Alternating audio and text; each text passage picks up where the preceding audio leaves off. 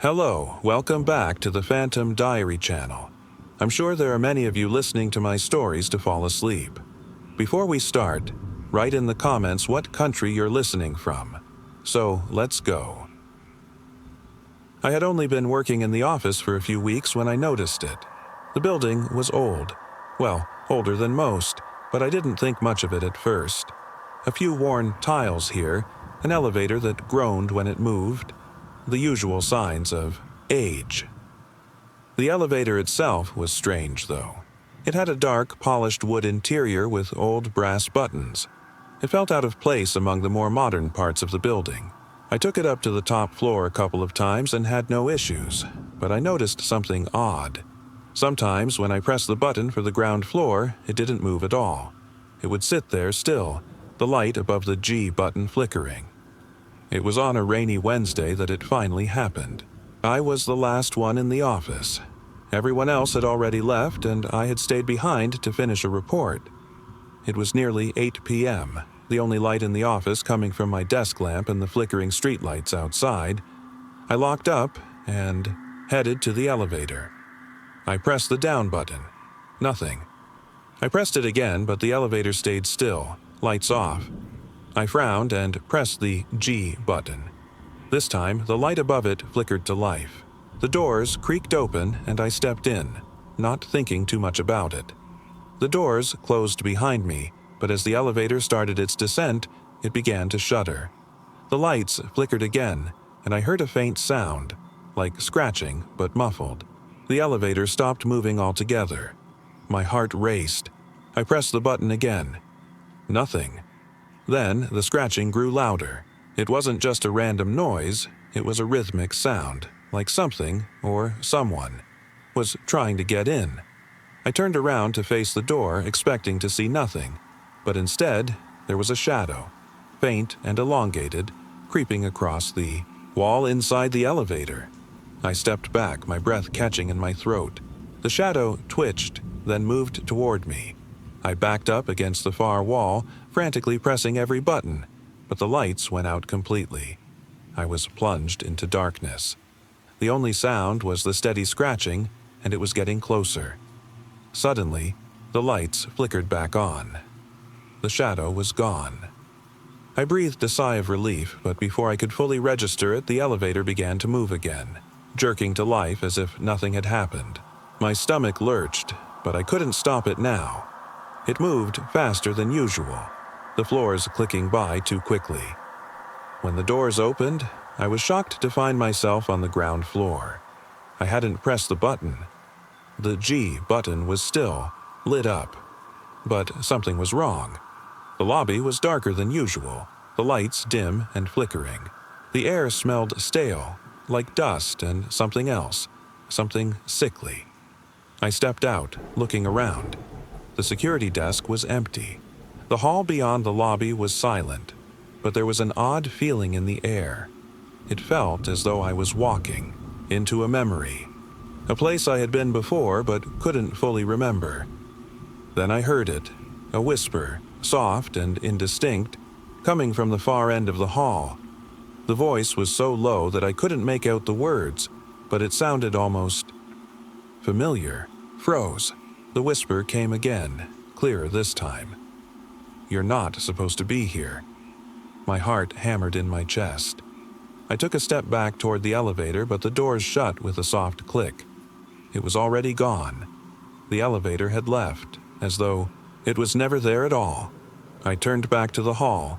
The whisper had stopped, but there was something worse now. The sound of slow, deliberate footsteps approaching. I backed up into the elevator bank, my pulse pounding in my ears. The footsteps stopped just around the corner, and then silence. I don't know how long I stood there, paralyzed. The atmosphere grew heavier, like the air was thick with static, pressing down on my chest. Finally, I turned and sprinted back toward the entrance, desperate to get out. But the door wouldn't open. It was locked, sealed shut. Panicked, I grabbed the nearest phone from the security desk, dialing the emergency number. I didn't even care about the cost.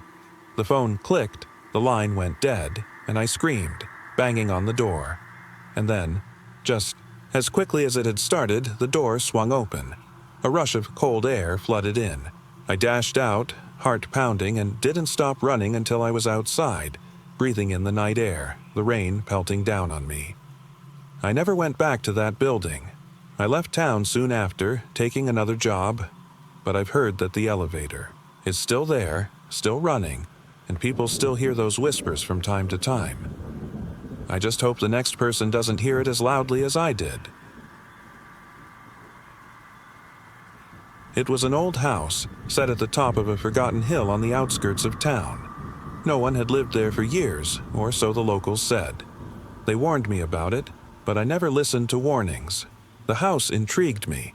A crumbling relic of the past, its windows dark like eyes watching over the town.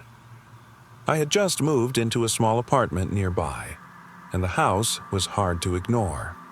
Every time I passed it, something about the place tugged at my curiosity. One foggy evening, I couldn't resist any longer. I decided to explore. The gate creaked open, and I stepped onto the overgrown path leading to the house. The air was thick, heavy, as though the very atmosphere was holding its breath. The house loomed ahead, its broken windows like hollow sockets, and its front door stood ajar, as if inviting me in. I hesitated, but pushed forward, my heart racing. Inside, the floorboards groaned under my feet. Dust hung in the air, and the smell of mildew and decay made my stomach churn. I could feel something watching me. The silence was absolute, save for the occasional drip of water somewhere deep inside. I wandered through the rooms, my flashlight illuminating old portraits that seemed to follow me with their eyes. The walls were covered in peeling wallpaper, and the furniture, covered in a thick layer of dust, looked like it hadn't been touched in decades. But something felt off, like the house wasn't completely abandoned. Then I found the door. It was in the back of the house, hidden behind a crumbling staircase. The door was different from the others. Unlike the rest of the house, it wasn't decayed or rotting. It was solid, unmarked, and the faintest glow of light leaked from under it. I reached for the handle, my fingers trembling. The door opened, with a loud creak. What I saw beyond it made my blood run cold. The room was empty, except for a single object in the center, a red lantern. It burned with a strange flickering light, casting shadows on the walls. The room was unnaturally cold, and I felt an inexplicable urge to step inside. As soon as I did, the door slammed shut behind me. I spun around, but the room was different now. The walls were no longer decaying. They were perfectly intact, and the windows, once broken, now gleamed with the light of day. I tried the door, but it was locked. The red lantern flickered again, its light growing brighter, casting twisted, moving shadows around the room. I could feel something closing in on me. And then I heard it, a soft, almost inaudible whisper. It came from behind me. "You shouldn't have come." I froze. The voice wasn't human. It was distorted, like it was being spoken through a wall. Panic surged through me. I whipped around, searching for the source, but there was nothing. The room remained empty, save for the lantern. But the shadows had changed. They were moving, shifting, crawling toward me like living things. I backed away from the lantern, my breath coming in quick, shallow gasps. That's when I saw them. The figures. At first, they were just shapes, flickering in and out of sight, but then they took form. People, ghostly, translucent figures, stood at the edges of the room, their faces blank, their eyes hollow. They didn't speak, but I could feel their presence, like they were waiting for something. I stumbled back, my mind racing. I tried to break down the door again, but it wouldn't budge. The lantern's glow grew stronger, the shadows crawling faster toward me. Then one of the figures moved. Slowly, deliberately, it reached for the lantern. I screamed, throwing myself. At the door, desperately banging on it with both fists. "Help!" I screamed. "Someone, please!" But no one came. The room seemed to grow smaller, the shadows closing in on me. Just as the figure's hand touched the lantern, everything went still. The shadows froze. The whispers stopped. For a moment, I thought I might be free. Then the figure turned toward me. Its face was no longer blank. It was a twisted, grotesque mask, filled with horror. Its eyes were wide and black, its mouth twisted into a permanent scream. It spoke. "Now, you are one of us." I stumbled back in terror, but the figure lunged, and as its hands reached for me, I felt the world shift.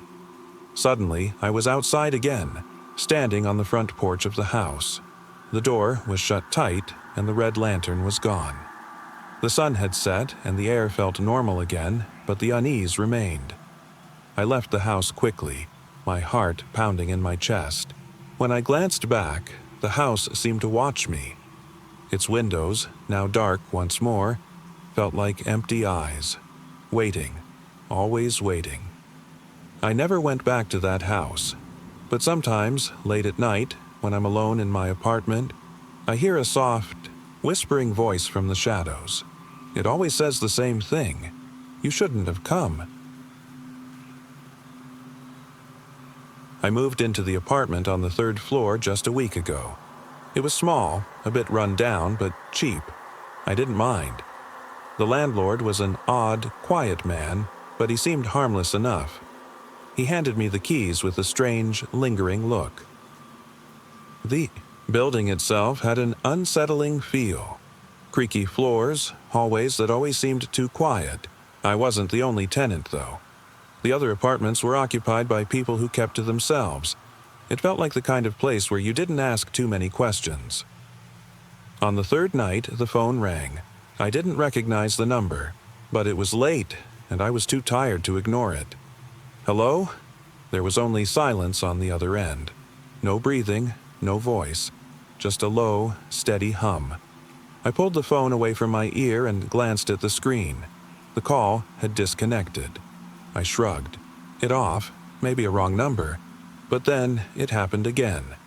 Same time the next night. Same number. Same eerie silence. I tried to ignore it, but the calls didn't stop. Every night at the same hour, and each time the silence would drag on, the hum growing louder, like a distant growl. The weird thing was, there was no record of the calls. No missed calls, no log entries, nothing to show I'd ever received them. I grew paranoid. One night, I decided to answer it. "Hello?" I said, trying to sound calm. This time, there was a voice, a soft, raspy whisper. "Don't answer it again." I froze, the words sinking deep into my chest. "Who is this?" I asked, my voice shaky. The voice on the other end didn't reply. The hum grew louder. Then, just like that, the call ended. The next day, I decided to investigate. I went downstairs to speak with the landlord, hoping he could offer some explanation. He was sitting in his usual spot behind the desk, his eyes fixed on a stack of papers. "Do you know anything about these calls I've been getting?" I asked, trying to keep my tone casual. He didn't look up. "You're not the first one." I raised an eyebrow. "What do you mean?" He sighed and finally met my gaze. "Every tenant gets them. You won't be the last."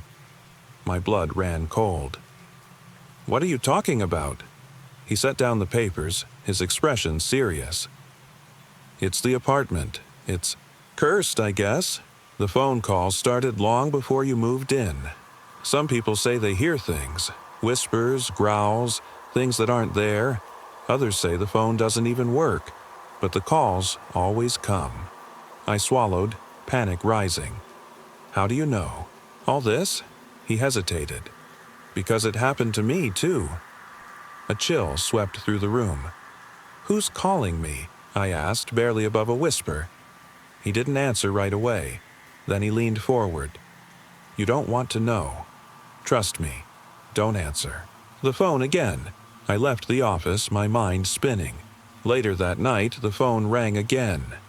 I almost didn't pick it up, but something compelled me. "Hello?" This time, the voice was clearer. It was cold, calculated. You should have listened to him. My heart raced. "What do you want?" The voice chuckled softly, a dry, sinister laugh that made my skin crawl. "You've been chosen. You'll hear from me again. Soon." The line went dead. I didn't sleep that night. The next day, I packed my things and left. I didn't even bother telling the landlord goodbye. I just needed to get out. As I walked out the door, I glanced at the phone one last time. The screen was black and the number was gone. But something was off. The hum from the phone wasn't gone. It was still there, echoing in my ears. As I stepped into the elevator, I noticed the landlord standing in the hallway, his eyes wide and fearful. He opened his mouth to say something, but before he could, the elevator doors closed. I never looked back. It's been weeks, and I haven't answered a phone since. But every time the wind picks up, I can hear that same hum in the distance.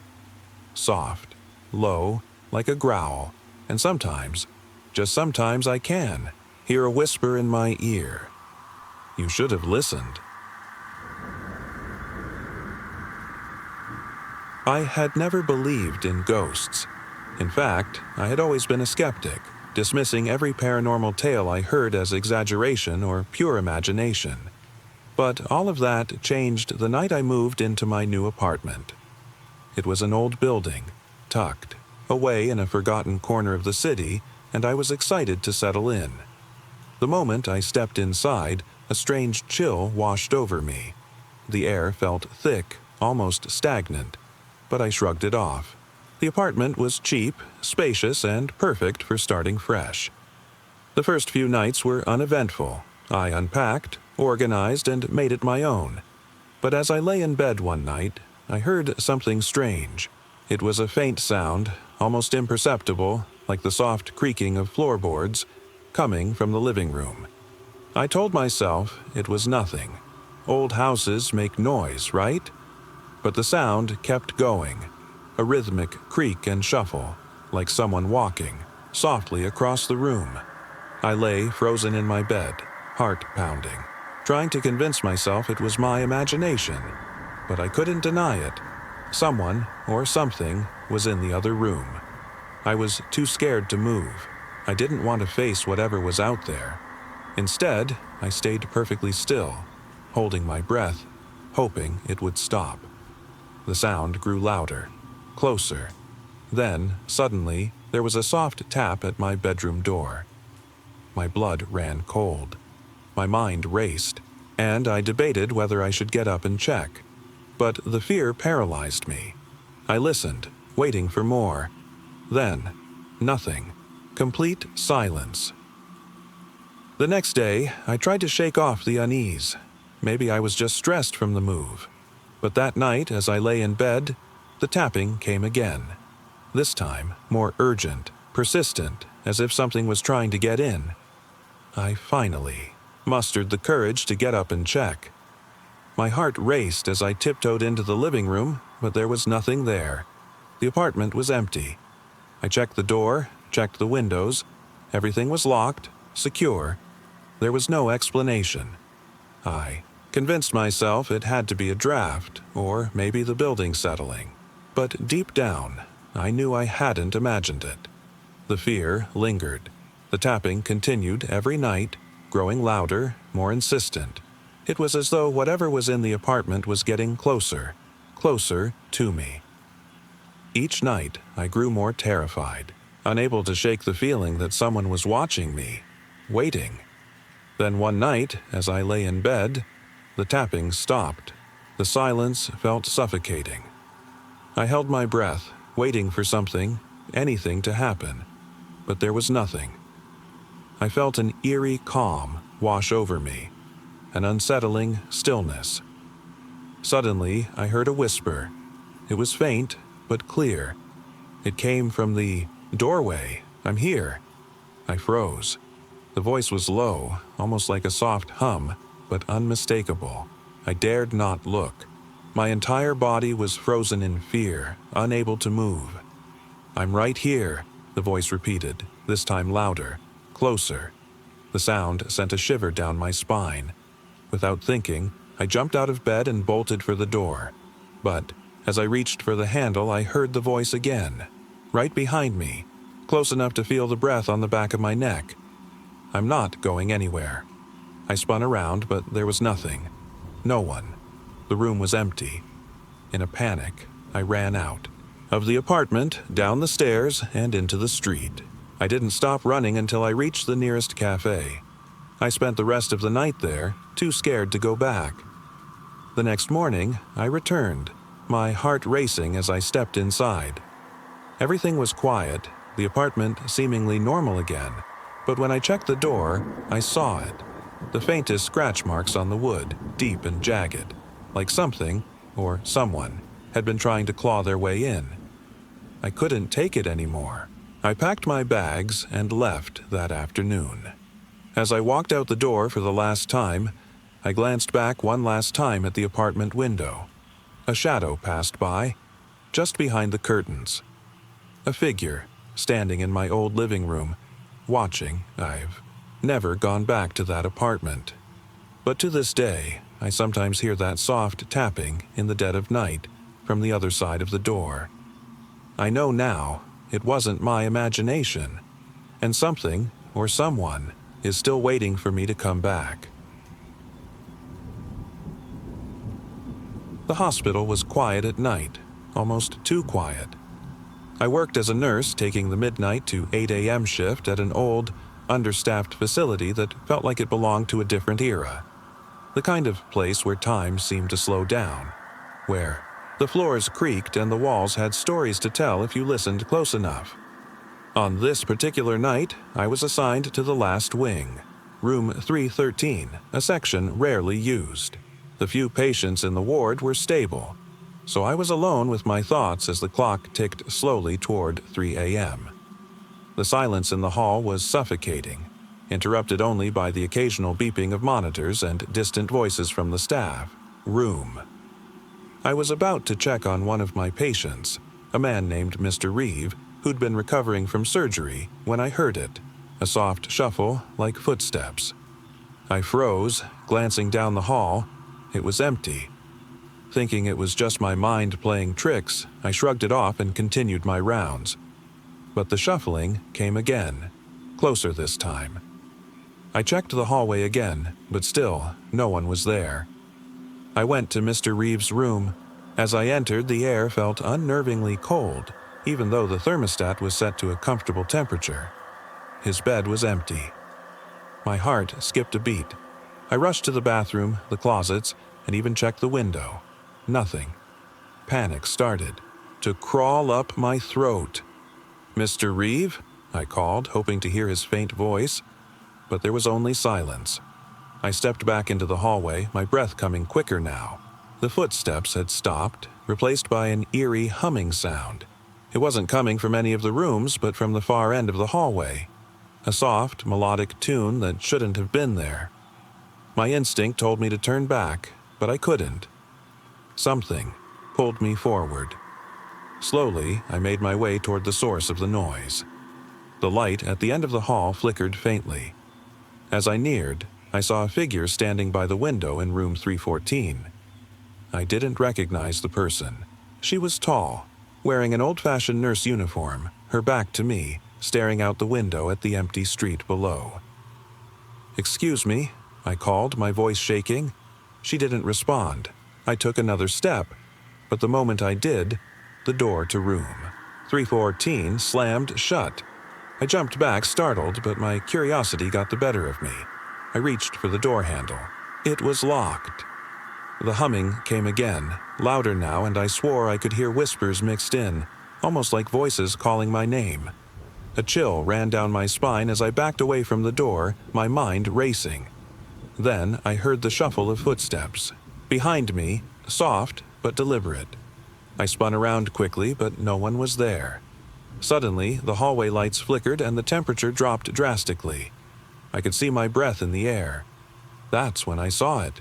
The shadow of a person moving, across the wall at the far end of the hall. It wasn't human in shape. It was a distorted figure, its limbs twisted unnaturally, The shadow grew longer, stretching toward me. I turned and ran back toward the nurse's station. But as I did, the hospital seemed to change. The walls seemed to close in, the hall growing impossibly long. The doors I passed were all shut tight, and the lights flickered again, leaving me in darkness for seconds that felt like minutes. I burst through the nurse's station door, panting, trying to calm myself, but then I saw it. On the board where we tracked patient rooms, room 313 had been crossed off. I hadn't even remembered writing that on the list. The clock on the wall blinked 3:13 a.m., and I couldn't breathe. The room wasn't on the list, but somehow it was, still here, in front of me. The same name, the same number. Room 313. I whispered to myself, shuddering. Suddenly, the phone on the desk rang. My hand froze above it, the hairs on my neck standing on end. I didn't want to answer. I didn't want to know, but something in me pushed me forward and I picked up the receiver. Hello? There was silence on the other end. Then, a voice I didn't recognize, soft and raspy. Help me. I'm still here. My heart dropped into my stomach. I ran back to Mr. Reeves' room, only to find the bed empty again. And yet, I saw a shadow in the corner of the room. It was Mr. Reeve, but not him. Not fully. His face was pale, his eyes hollow, and his limbs contorted in unnatural angles. His mouth opened, but the sound that came out was a low, distorted hum. The same tune I had heard earlier. I couldn't breathe. I couldn't move. And then the door behind me slammed shut, locking me in with him. I was never found. The next day, they searched the hospital from top to bottom. They found no trace of me. Room 313 was never on any list, nor was it marked on any floor plan. But when the staff went to clean up the nurse's station, they found the phone off the hook, a single line of words written in old ink across the board. Help me. I'm still here. I just started working at the old apartment complex. It was one of those places where the tenants stayed mostly to themselves. People moved in, then vanished. I didn't mind it. I just needed the job.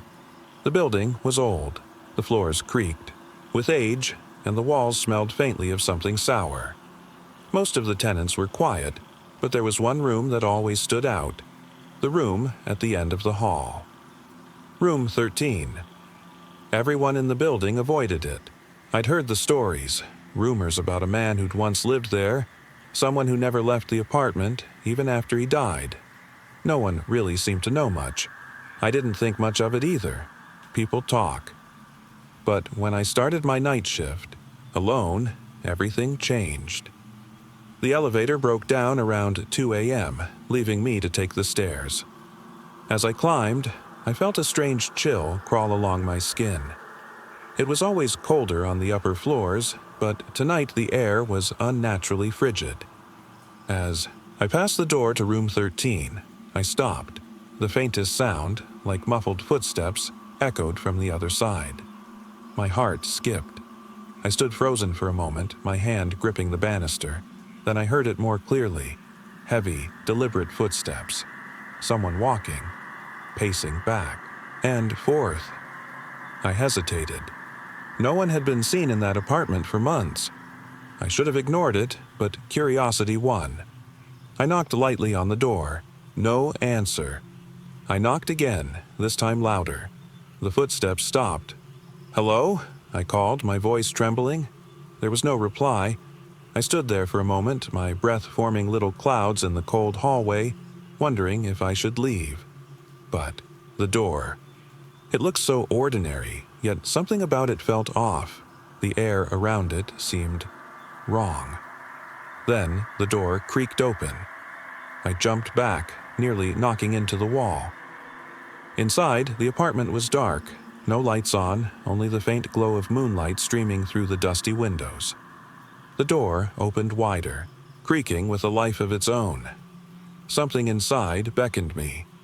Is someone there? I called, heart pounding in my chest. No answer, but the door slowly swung wider, as if inviting me in.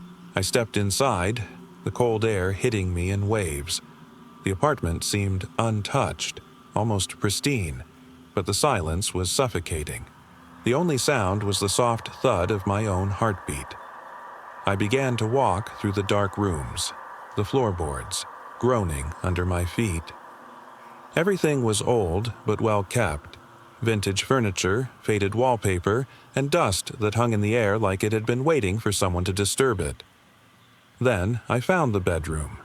The bed was perfectly made, the covers tucked in tightly, and yet the room felt alive, like it had a presence of its own.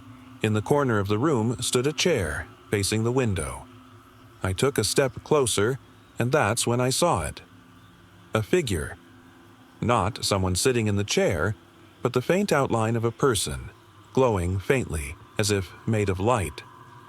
I could see the shape, the faint impression of a man's features. But there was something terribly wrong about him. He didn't move, didn't breathe. He was just there. The air around me grew colder, and the floor felt unstable beneath my feet. Suddenly, the figure shifted, and for a moment I thought I saw its eyes. Two dark, hollow pits staring directly at me. I gasped and took a step back. The figure didn't blink. It didn't speak. But somehow I knew it was aware of me, watching me. I turned to leave, but the door slammed shut behind me and I was plunged into darkness. I fumbled for my phone, but it had no signal, just a dead screen. Panic gripped me. The footsteps began again.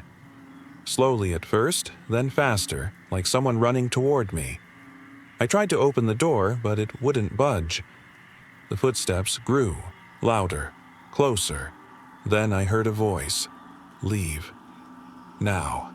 The words came in a whisper, but they felt like a scream inside my head. The room grew colder still, and I could see my breath fogging in front of me.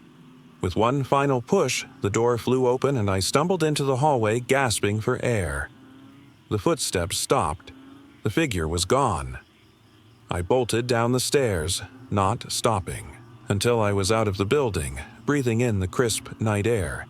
My hands shook as I looked back at the dark windows of room 13.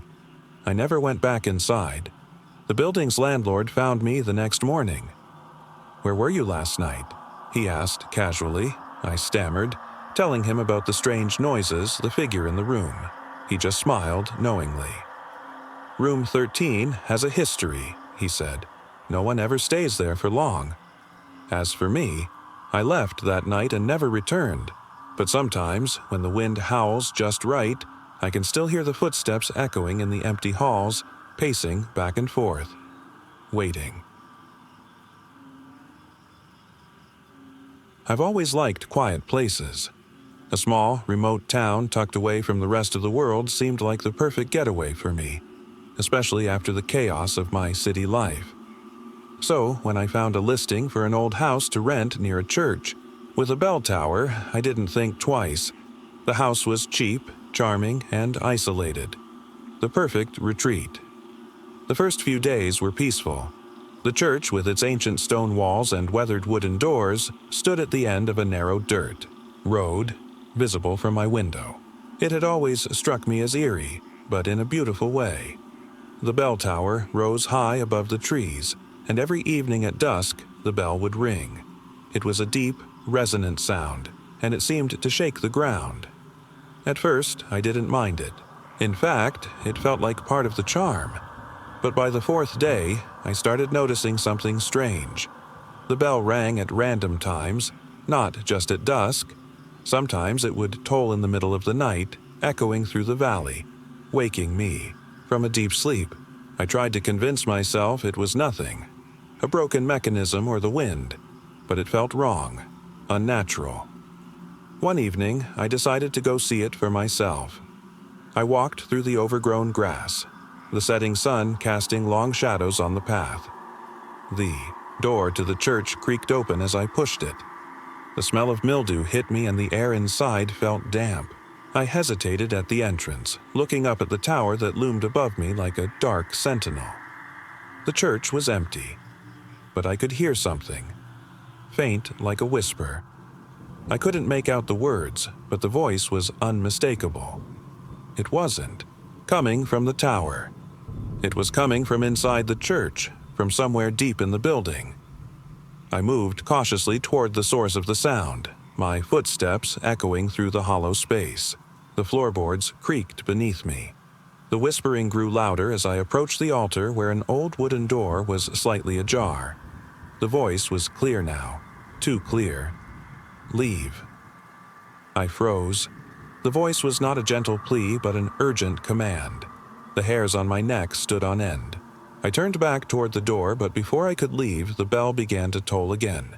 This time, louder, more violent. The sound seemed to shake the walls, rattling my bones. I stumbled backward in panic, but the door to the church slammed, shut behind me. I tried to push it open, but it wouldn't budge. I was trapped.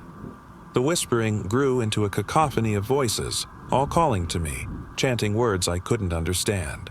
The bell tolls had stopped, replaced by a low, guttural noise that reverberated through my chest. I looked up and saw something that made my blood run cold. The bell tower was no longer still. It was moving, shifting, like a dark figure was taking shape inside it. I could make out the faintest outline of a man, no, a thing, standing in the tower. Its face was obscured by shadows, but its eyes, I will never forget those eyes. They were glowing with an unnatural light burning through the darkness. A voice, not a whisper this time, boomed in the church. "You shouldn't have come," I screamed, but the sound was swallowed by the oppressive atmosphere. The figure in the tower moved, its limbs stretching unnaturally, and I realized with horror that it was descending, coming down toward me. I ran. The door to the church suddenly flew open, but I didn't stop to question it. I bolted down the path, my heart racing as the bell tolled once more, deafening, shaking the earth beneath my feet. I didn't look back.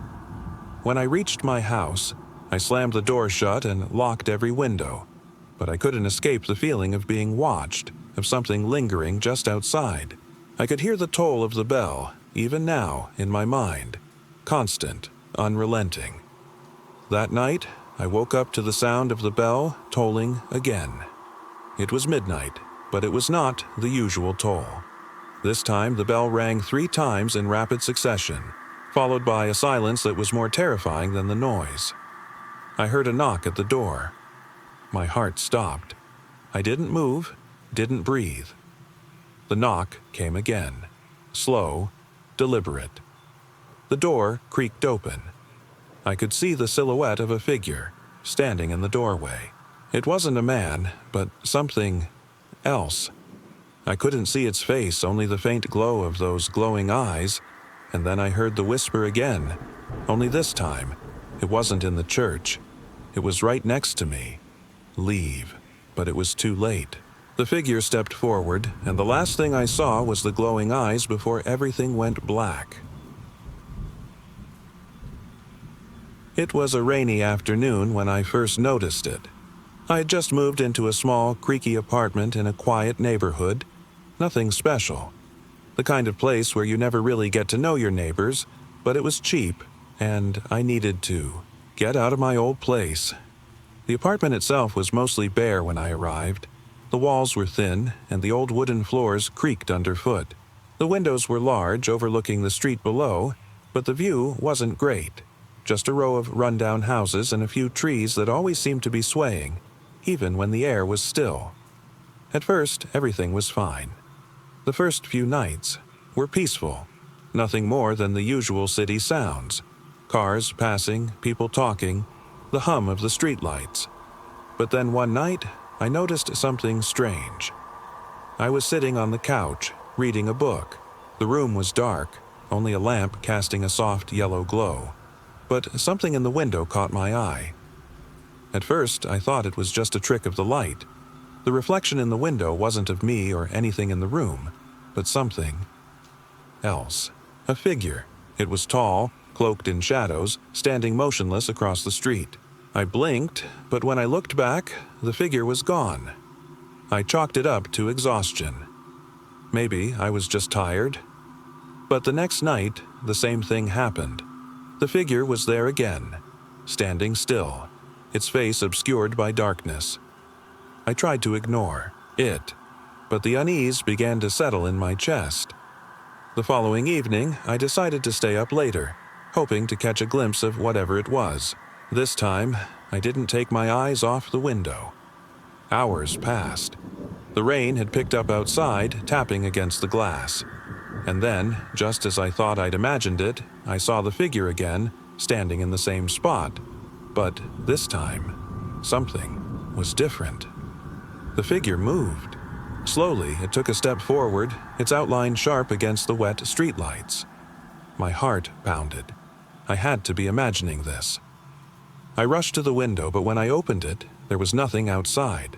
The street was empty, the shadows stretching over an abandoned road. That night, I couldn't sleep. I kept glancing at the window, waiting for the figure to return. I didn't want to see it again, but something in me couldn't look away.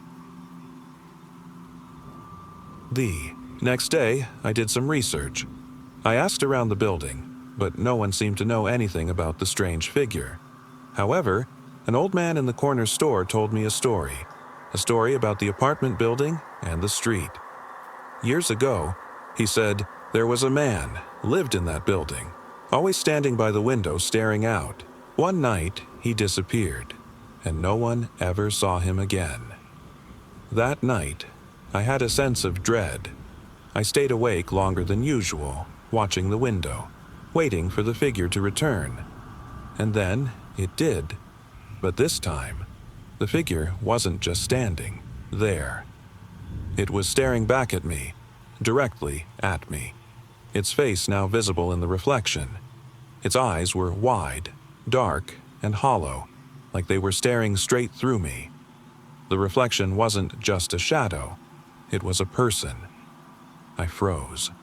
My breath caught in my throat, and then the reflection moved again. The figure lifted a hand and pressed it against the window from the other side, just as I did. It was as if it was reaching out to me. The hand was not normal, though. It was twisted, fingers unnaturally long, nails sharp like claws. I gasped and stumbled back from the window. My pulse raced and I backed into the corner of the room, my eyes locked on the glass. I thought I was seeing things, that I was losing my mind, but the figure didn't disappear. It kept pressing its hand against the window, waiting for me to move. I grabbed my phone, my fingers shaking as I tried to call someone, anyone. The line was dead. I tried the door, but it wouldn't open. The lock had jammed. I was trapped. Suddenly, I felt it, a presence behind me. I turned, but no one was there. But the air was colder, heavier. I could feel something watching me, something close. Then I heard the whisper, "Come closer." I ran. I didn't care where, I didn't care what for. I just needed to get away. But when I looked back, the reflection was still there. The figure was not across the street anymore. It was standing right behind me in the window, its breath fogging up the glass. It was in my apartment. The door finally clicked open. I didn't stop to look back. I bolted down the stairs, out into the rain, and didn't stop running until I reached the nearest diner. I'm not sure how long I stayed there, but when I finally went back to the building the next day, everything was quiet. Normal. But when I stepped into my apartment, I saw it. A handprint on the window, smeared in wet streaks, as if something had pressed against it. I didn't wait. I grabbed my things and left, never looking back. They say some things follow you, no matter where you go. And sometimes they don't need to be in the same place to haunt you. They just need to watch. I'd only been working at the old nursing home for a week, but the place already felt off. The staff was strange, the residents even stranger, and the building itself had a heaviness to it, like it had secrets it wanted to keep. I figured it was just the age of the building, the peeling wallpaper, the flickering lights. Old places have a way of feeling unsettling, One night, while making my rounds, I passed by room 217. Mrs. Blackwell, an elderly woman with a mind that wandered, always, sat by the window staring at nothing in particular. But that night, I noticed something different. The door was cracked open, the room darker than usual. I hesitated, but I knocked softly. "Mrs. Blackwell?" She didn't respond. I stepped inside and found her sitting upright in her chair, her face as pale as the moonlight streaming through the window. Her eyes were wide, staring at something I couldn't see. "Mrs. Blackwell," I repeated, closer now. Her head snapped toward me, her mouth stretching into an eerie, too-wide grin. "Don't you hear them?" she rasped. "Hear what?" I asked, unease creeping into my voice. She didn't answer. Instead, her hand shot up, pointing toward the far corner of the room where the wallpaper seemed to bulge unnaturally. "They're inside the walls," she whispered. I swallowed, trying to hide my discomfort. "Mrs. Blackwell, are you okay?" But her smile never faded. "They scream when the lights go out. You'll hear them soon." I froze. The lights above flickered, and for a second the room felt suffocating. Then they went out completely, plunging the room into darkness. A distant scream echoed through the hall, high-pitched, desperate. It came from the walls. I backed away from Mrs. Blackwell, my heart pounding. "What is that?" I gasped. She laughed, a sharp, hollow sound. "They're hungry. They want you." I bolted from the room, slamming the door behind me. The scream in the walls grew louder, more frantic, as if something was trying to break free. I rushed down the hall, my footsteps echoing. I passed room 217 again, but this time the door was wide open. Mrs. Blackwell was gone. I didn't stop. I made it to the staff room and found everyone else sitting, looking, waiting. "Why aren't you working?" I asked, panic rising. They all looked at me, their faces blank. Then one of them, the night nurse, Miss Thompson, smiled. "We've been waiting for you to hear it." I felt a chill run through me. "Waiting for what?" "The scream," Miss Thompson said. "The scream inside the walls. It's been happening for years. It only stops when someone new starts. Then it begins again." I looked around the room. The other staff members nodded, their eyes glassy and unfocused. "It's not the building, Miss." Thompson continued. "It's the people. They're the ones that bring it. Every time we get a new nurse, it starts again. And every time the walls scream until they're filled." I turned to run, but the walls themselves seemed to close in, pushing me toward room 217. I could hear the voices now, faint whispers from behind the drywall. They were calling my name. I sprinted down the hall, throwing open the nearest exit door.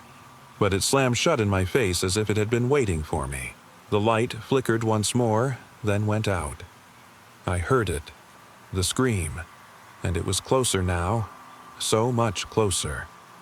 I spun around, but no one was there, just the walls. And then I saw it, a crack, small but growing. The wallpaper peeled back and something, with too many limbs, slithered through. Its eyes glowed in the dark. I screamed, but it was drowned out by the deafening wail from the walls. The thing in the dark lunged. I woke up the next morning in the same bed I'd been in when I started my shift. The nursing home was empty, silent. But as I looked in the mirror, I noticed something. There was no reflection, and then I heard it again. The scream. The storm came without warning. One moment, the night was calm, and the next, the winds howled, lashing the old farmhouse with rain that came down in sheets.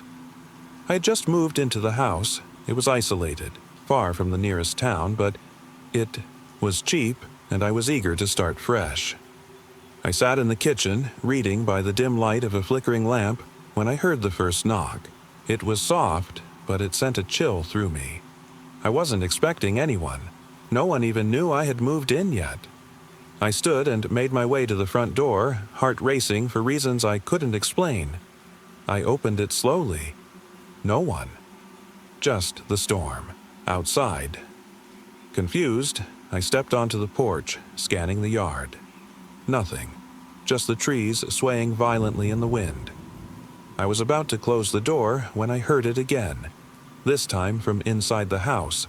A distinct, sharp knock on the wall. Froze, my blood running cold. I wasn't sure what I was hearing, but it was unmistakable. I went back inside, my pulse thudding in my ears. I moved cautiously down the hall, following the sound, which now seemed to come from the living room. I reached the door and stopped, just before pushing it open. The room was pitch black. The lamp on the side table was out, and the room felt wrong. I stepped inside, every instinct screaming at me to leave. The floor creaked underfoot, and I strained to hear any sound, but it was just silence. Then I felt it, a cold breath on my neck, sending a shiver down my spine.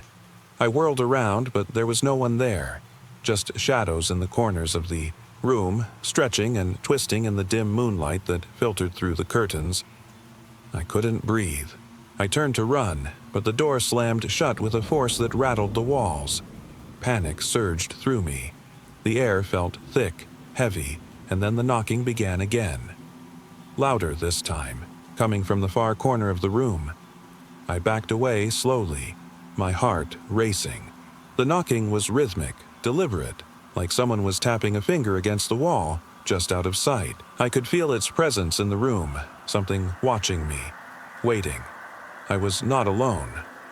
In the corner, where the shadows seemed darkest, I saw movement. A figure, half-formed, emerging from the corner. It was tall, skeletal, its arms too long, reaching for me. The knocking stopped, and the figure's hollow eyes locked onto mine. I tried to scream, but the words wouldn't come. It moved toward me with jerky, unnatural steps, like it was struggling to keep its form together. With each step, the room grew colder until I could see my breath in the air. I stumbled backward, my mind screaming at me to run, but my legs wouldn't cooperate. I was frozen, staring at the thing as it got closer, its head tilting unnaturally, its mouth opening with a horrible screeching sound. Then the door behind me flew open with a loud bang, and I darted for it, bolting into the hallway. I didn't stop running. I ran straight out of the house, into the storm, not caring about anything but getting as far from that thing as possible. I didn't stop until I reached the neighbor's house, breathless and terrified. They let me in, though they seemed confused. I tried to explain what had happened, but no one believed me. The house was empty, they told me. No one had lived there for years. I stayed with the neighbors for the night. The next morning, I went back to the farmhouse to retrieve some of my things, but when I opened the door, everything was as it had been when I left. Silent, still, and untouched. Except for one thing. The wall in the living room was covered in deep, fresh knocks, like someone had been tapping on it just waiting for me to come back. I never went back inside. It was supposed to be a simple trip, a weekend getaway with some friends. We rented a cabin in the middle of nowhere, far from the hustle and bustle of city life. There was a certain charm in the isolation. I was eager to disconnect and unwind. But that charm quickly faded when we made our first stop for gas. The gas station was the only building for miles. A dusty, dimly lit place with a single pump outside. The neon sign flickered above us, struggling to stay lit. The air felt thick, like the heat hadn't moved in hours. Inside, the store was cramped and musty. An old man behind the counter gave us a long stare as we walked in. "You folks headed to the cabin up the way?" he asked, his voice rough as if he hadn't spoken in days. "Yeah, just on our way," I replied, feeling uneasy. There was something about the way he looked at us, like he already knew where we were going. The man didn't answer right away. Instead, he pulled something from beneath the counter, a small, weathered map. He slid it across to me. "The road. Ahead's not safe after dark. Take the long route?" His voice dropped to a near whisper. "The shortcuts. Not right." My friends laughed it off, assuming it was just some local superstition, but I couldn't shake the feeling in my stomach. We paid and left, continuing down the road toward our cabin. The deeper we drove into the woods, the more oppressive the atmosphere became. The trees pressed in on us like walls, blocking out the fading sunlight. The further we went, the more the air felt heavy, damp with something wrong. By the time we reached the cabin, it was nearly pitch black. The place was beautiful, tucked away at the edge of a small lake, but there was an eerie stillness to it, like the world outside didn't exist. We unpacked quickly and lit a fire in the fireplace, but as the hours passed, a strange feeling settled over me. I couldn't put my finger on it, but the house felt like it was watching us. Around midnight, we heard something from the woods, a low rustling, like something large moving through the brush. It was too loud to be an animal. My friend Rachel joked that it was probably just a bear, but her voice wavered, betraying her nerves. We all laughed nervously, but the sound didn't stop. It grew louder, closer. Then, a loud bang against the cabin door made us all freeze. "Who's out there?" I called, my voice trembling. No answer, but the door shook again. Rachel was the first to act. She grabbed a flashlight and we all followed, her to the door, hearts pounding. Slowly, she opened it. The beam of the flashlight cut through the darkness, but there was nothing there, just the blackness of the woods. "Nothing," Rachel said, her voice a little too loud in the silence. She stepped outside. "Rachel, don't." I tried to stop her, but it was too late. She screamed. We rushed out after her, but by the time we reached the edge of the porch, she was gone. The woods swallowed her whole, and all we heard was the eerie wind rustling through the trees. Panic set in. We called her name, but no response came. Then I noticed something strange in the distance, a flickering light moving slowly through the trees. It was a lantern. It was swinging, but there was no one holding it. Something made me step forward. I don't know why. Maybe I hoped it was Rachel trying to find her way back. But as I walked closer to the light, my friends shouted for me to stop. The lantern swung wildly, moving faster now, and I could hear it. The soft, steady thudding of something large, something heavy, moving in the dark. My heart raced, but I couldn't tear my eyes away from the light. Then I saw them, figures in the trees, moving with unnatural speed. They were tall, too tall, with long arms that reached out toward me, their faces obscured by shadows. But their eyes, pale, wide, glowing, were locked on me, and I felt my blood freeze. I turned and ran back to the cabin, but as I reached the door, it slammed shut in my face.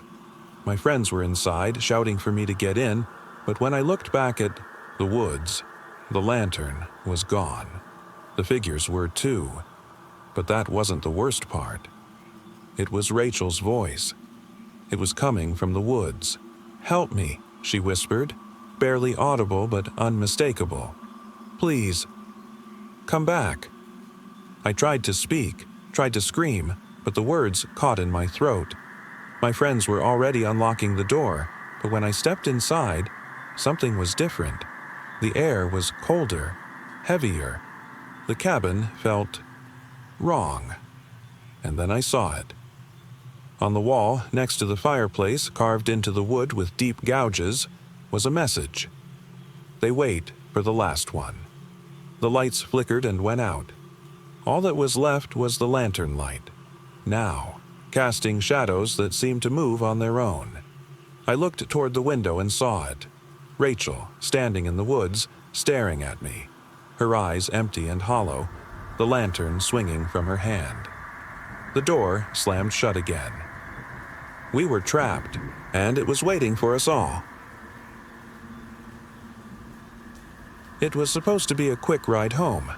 I had missed the last bus, and the only option left was the late-night train, which was notoriously empty at this hour. As the train doors closed behind me, I realized there was no one else in the car. I shrugged it off, no big deal, just a quiet ride. The lights flickered once, then settled into a soft hum. The train started moving, its wheels clicking against the tracks, almost too rhythmically. As I glanced out the window, the city was swallowed by the dark. I was now passing through the outskirts, where the trees pressed in against the track. Few stops passed, and the train was still eerily empty.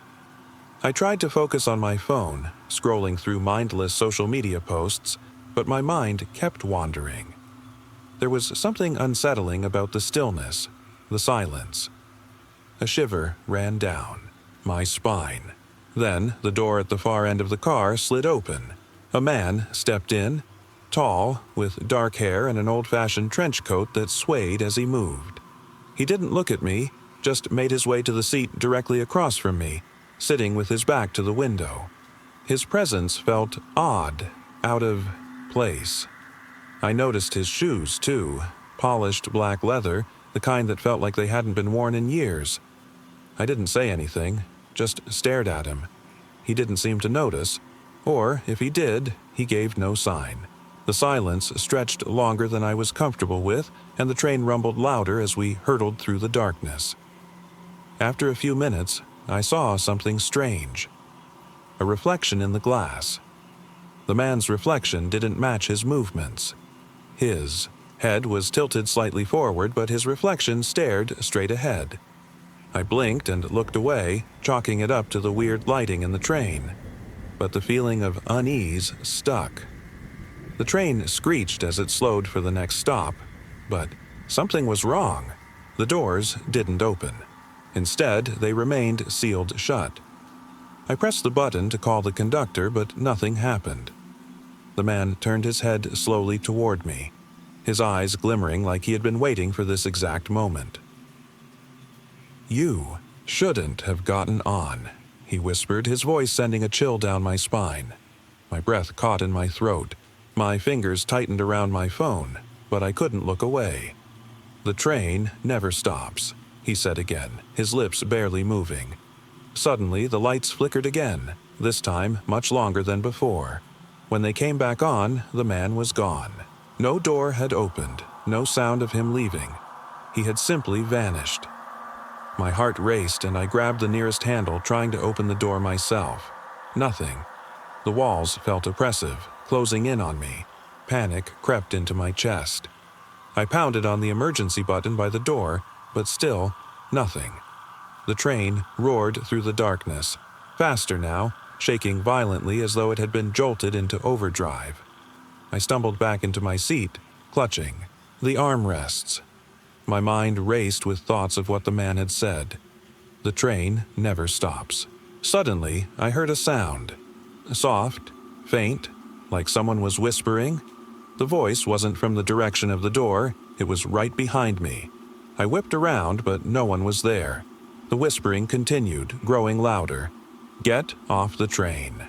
It's too late." My blood ran cold. I tried the door again, but it was locked. I could see the next stop approaching through the window, but the train didn't slow. The station passed by in a blur, and the train only gained speed. I heard a faint click like a key turning in a lock. Then the man reappeared, this time standing beside me, his face inches from mine, his cold breath on my neck. "You can't leave. You'll be with us now," he murmured. I screamed and tried to shove him away, but my hands passed right through him. He wasn't real. The train wasn't real. The reflection in the window changed. Instead of the dark landscape outside, I saw another car, filled with people. They were all staring at me, their eyes hollow, their faces expressionless. They didn't move, and I realized with a sickening jolt, they were all dead. I was surrounded by ghosts. The man smiled, his face splitting wide. "You're the last one," he said softly. "The train always finds someone new." I fought to breathe, to scream, but no sound came out. The train wasn't slowing.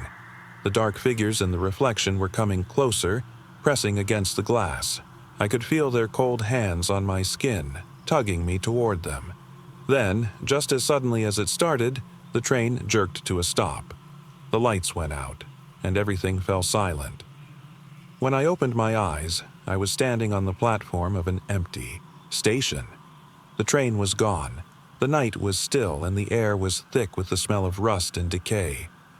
I ran, not stopping until I reached the nearest street.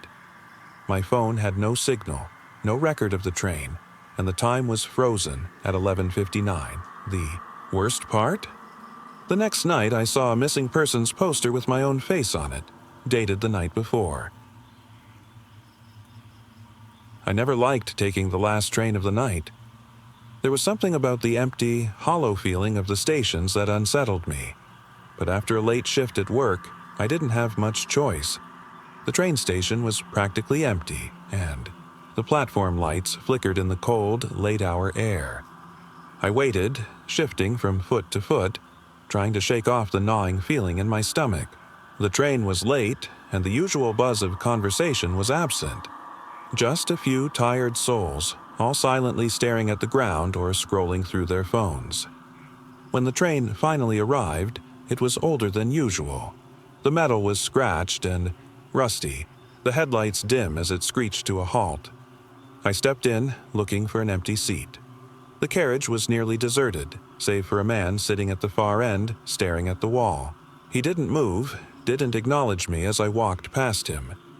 I found a seat by the window and tried to relax, watching the world blur past as the train started moving.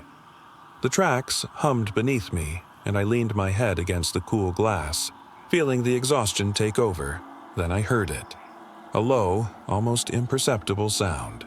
A soft whisper, like someone talking just out of earshot. I looked up, but no one was near me. My breath caught in my throat and I glanced toward the man at the far end. He hadn't moved. I shook it off, thinking it was just the train's usual creaks and groans. But then it happened again. The whispering. Louder this time.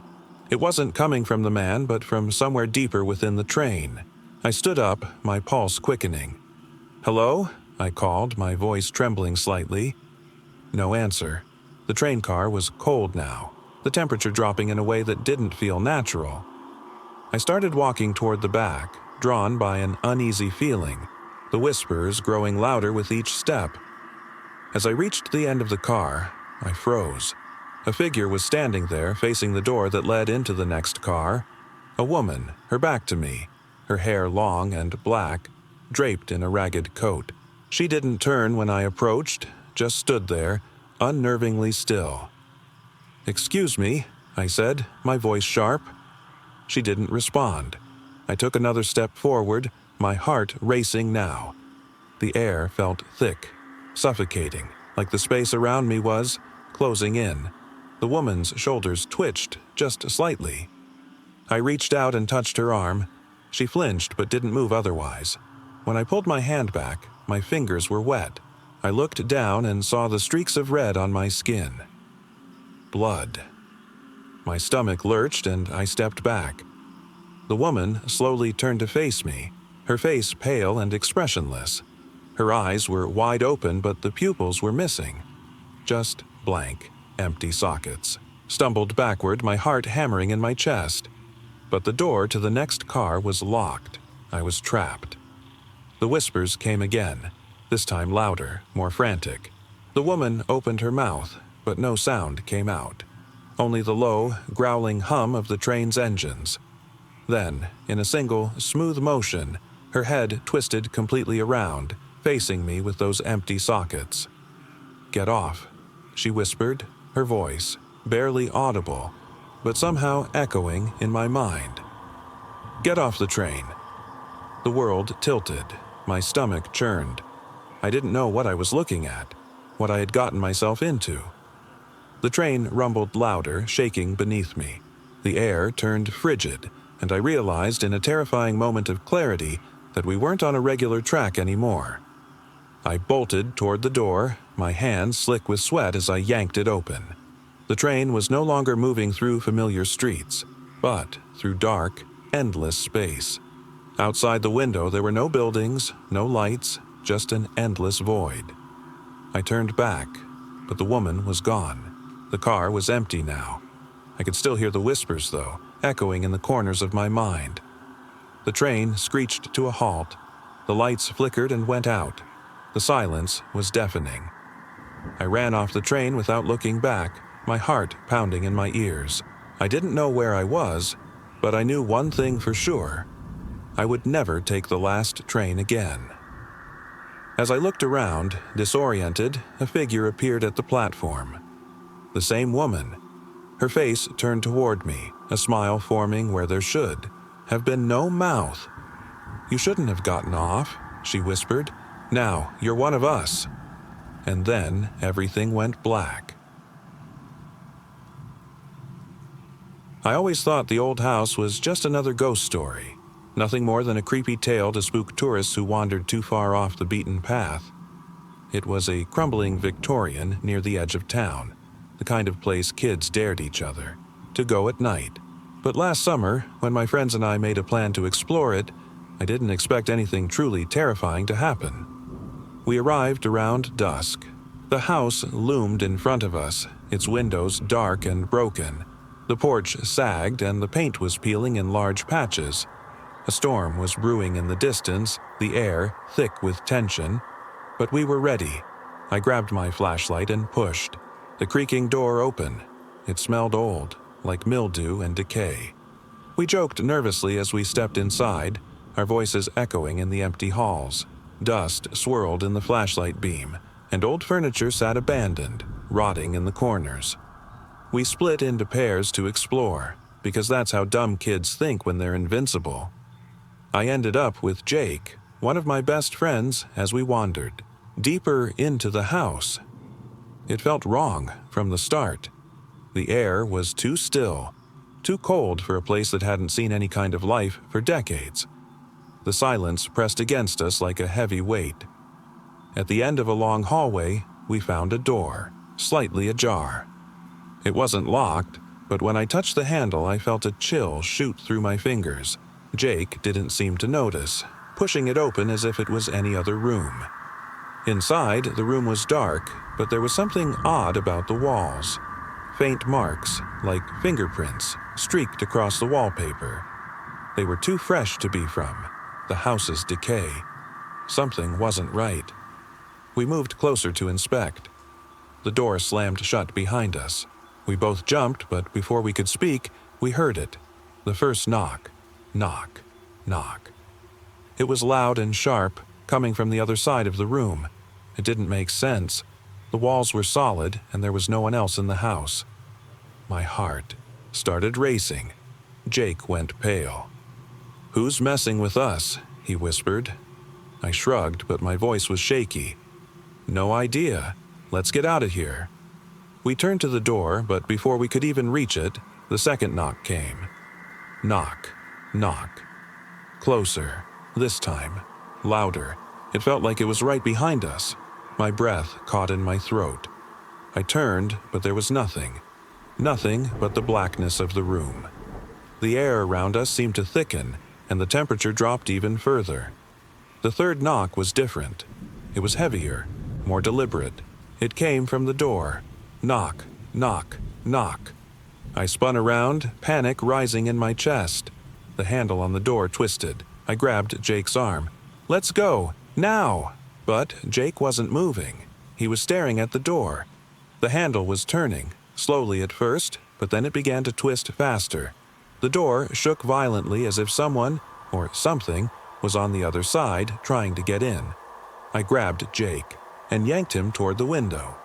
We were on the second floor, but I didn't care. We had to get out. But when I looked back at the door, I saw it. A figure, just barely visible in the shadows, standing behind the glass of the door. It was tall, too tall, its shape stretched and deformed, its face obscured. It didn't move, just stood there, staring. I froze. Jake started pulling me, his voice frantic, but I couldn't take my eyes off the figure. That's when it smiled. Wide, unnatural, and its teeth were jagged. "Run!" Jake screamed. We scrambled for the window, throwing it open, and leaped out without looking back. We landed hard on the grass below, but adrenaline pushed us forward. We didn't stop running until we reached the front gate, and even then, we didn't look back. When we finally caught our breath, I realized my hands were shaking. My heart hammered in my chest. We barely spoke as we walked back to the car. The storm finally hit, rain lashing against the windows as we drove away from the house. We never talked about what happened in that room. No one else went near the house after that night. But every now and then, when I'm alone, I still hear the knocks, 3 quick, distinct raps, echoing in the silence, and I wonder if we really escaped or if something followed us out. I never go near that house again, and neither do my friends. But sometimes, late at night, I hear the knocking, and I know it's not from the walls of my house. It's something that's waiting, just outside the door. It started with a simple trip to a remote industrial zone, long abandoned and forgotten. My friends and I had heard rumors of a place no one dared enter, an old factory complex deep in the heart of an isolated stretch of land, untouched by time. The internet was full of stories, some claiming strange occurrences, whispers of ghosts that haunted the empty buildings. We wanted to explore it, curiosity outweighing caution. We arrived under the cover of night, the crumbling factory buildings looming in the dim glow of our flashlights. The air was thick, laden with dust and the faint scent of decay. The towering chimneys rose like jagged fingers against the dark sky. We moved cautiously, each step crunching on broken concrete and debris. Inside the main building, we found a room filled with faded machinery, rusted pipes, and the faint echo of our footsteps. The silence was oppressive, the kind that presses down on your chest, making it hard to breathe. There were no windows, only the faint glow of our flashlights cutting through the gloom. The ceiling creaked above us, as though the building itself was unsettled by our presence. Then the whispers began. Faint at first, like the wind brushing through the empty halls. But they didn't sound natural. They came from within the walls, distorted, unintelligible. It wasn't the wind after all. They seemed to be carried through the very foundation of the building. We stopped moving, our eyes darting to each other, unsure if we'd heard right. "Did you hear that?" Emma asked, her voice shaking. "Yes," Ryan said, his flashlight trembling. The whispers grew louder, more distinct. A low, guttural murmur, as if they were coming from deep below, surfacing from the shadows of the earth itself. The air grew colder, and we felt as though we were being watched. Something was down there, beneath us. We couldn't see it, but we knew it wasn't human. Suddenly, a faint scraping sound echoed from the direction of a nearby hallway. We froze. The whispers intensified, mingling with the noise, growing louder, more insistent. A faint, flickering light appeared at the end of the corridor, casting unnatural shadows that danced across the broken walls. "Go," Emma whispered, her voice barely audible. We didn't argue. We moved quickly, our footsteps hurried as we retraced our path. The whispers followed us, now echoing through the halls in unison, becoming a cacophony of distorted sounds. It was as if whatever had been lurking in the darkness was closing in. As we reached the entrance, something unexpected happened. The whispers abruptly ceased, replaced by a sudden, oppressive silence. We hesitated at the threshold, our hearts pounding. The feeling of being watched didn't go away. Something was there, waiting. Then, without warning, the lights flickered. Not just our flashlights, but the entire complex, as if the building itself was coming to life. The shadows became more distinct, growing longer, stretching toward us as, though drawn by some unseen force, a final chilling whisper echoed in my ear, clear as day this time. "Leave." We didn't wait. We ran, out into the night, away from that cursed place. The factory loomed behind us, dark and silent once again. When we looked back, there was nothing. No signs of life, no evidence that we had ever been there. Now, months later, I can still hear those whispers at night. No one believes me when I tell them, but I know what I heard. I know we were not alone, and whatever was down there, whatever remains, watches, waiting, always. It started on an ordinary Tuesday. I was house-sitting for an old friend, just a routine task. The house was in a quiet suburb, nothing unusual about it. My friend had asked me to stay for a few days while they were out of town, and the idea of having a large, empty house all to myself seemed like a peaceful escape from the usual noise of the city. The house wasn't particularly old, but it had a strange, faded charm. The walls were lined with family photos that had begun to yellow with age, and the faint scent of lavender lingered in the air. It was well kept, but I couldn't shake the feeling that something wasn't quite right. The silence was too heavy, too deliberate, as if the house was holding its breath. On the first night, I kept the lights on. The silence felt oppressive, and I couldn't bring myself to wander through the darkened hallways. But by the second night, curiosity got the better of me. The house felt strangely familiar, like I had been there before, though I knew I hadn't. As I roamed through the dimly lit rooms, I couldn't ignore the feeling that someone was watching me. Every corner I turned seemed just a little too shadowy. That's when I noticed the whispers. They started faint, barely audible, like they were carried on the wind. I figured it was just the house settling, but as the night wore on, the whispers grew louder. They seemed to come from the walls, but whenever I pressed my ear to them, they stopped.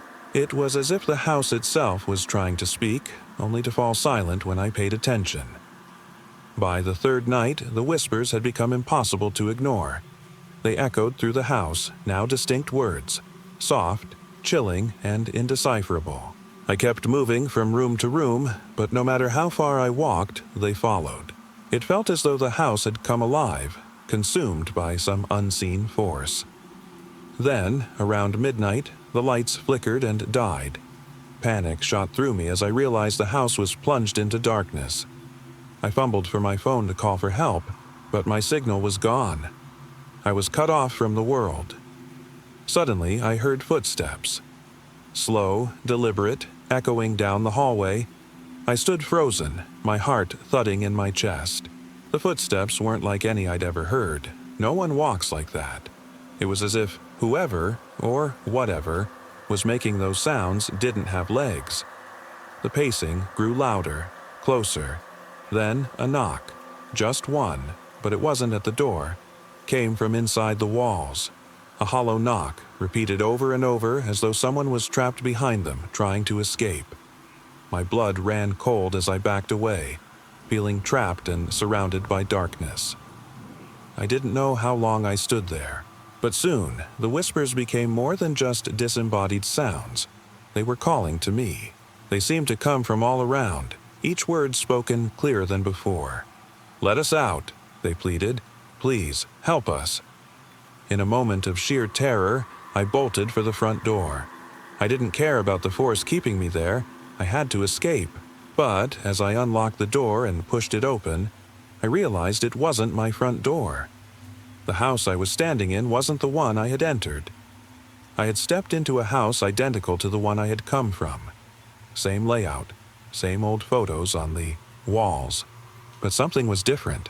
The air was colder, the silence deeper, and the whispers had followed me, now louder and more desperate. I didn't dare go back inside. Instead, I ran into the night, my breath clouding in the freezing air. The whispers still echo in my mind. Each word burned into my memory. And even though I made it out, I know the house isn't done with me. Sometimes I hear those whispers in my sleep. They're never far. They're still calling. We lived in an old apartment building downtown. It was one of those places where everything creaked and the paint was peeling off the walls. The building had been around for decades, and rumors about its history had circulated among the tenants. Some said it had once been a hospital, others claimed it had been a prison. Whatever the truth, something about the place felt off. The first night we moved in, the floorboards groaned beneath our feet as we unpacked. My roommate, Alex, mentioned how quiet it was, too quiet. I had dismissed his worries, but as I lay in bed that night, I couldn't shake the feeling of being watched. It started subtly, whispers in the darkness, barely audible. At first, I thought it was my imagination, something triggered by the creaking of the old building. But the voices grew louder, persistent. They seemed to be coming from inside the walls. I would sit up, my heart pounding, straining to hear. There was no pattern, no recognizable words, just a low, menacing murmur that seemed to echo endlessly. One evening, as I was cooking in the tiny kitchen, I caught something out of the corner of my eye, a shadow, just a flicker, darting between the fridge and the countertop. I froze, my breath catching in my throat. But when I turned, there was nothing there. I didn't know if I wanted to be relieved or terrified. Then came the night when it became impossible to ignore. The whispering wasn't confined to my room anymore. It followed me everywhere. The living room, the hallway, the bathroom. It was relentless, as though the building itself had become alive. I couldn't sleep, couldn't think. The murmur grew louder, closer, and I realized it wasn't something I could escape. One day, while unpacking a box of old books, I found a dusty, tattered journal tucked away. Its pages were crumbling, but I could still make out some of the faded handwriting. It described something, a spirit, a presence that had been tormenting the building's residents for decades. The entries spoke of footsteps in the night, voices that couldn't be explained, and a feeling of being watched, always watched. That night, after reading the journal, the whispering changed. It wasn't just random murmurs anymore. It seemed to be directing its attention toward me. Words began forming in the static, faint at first, then louder. "You can't leave."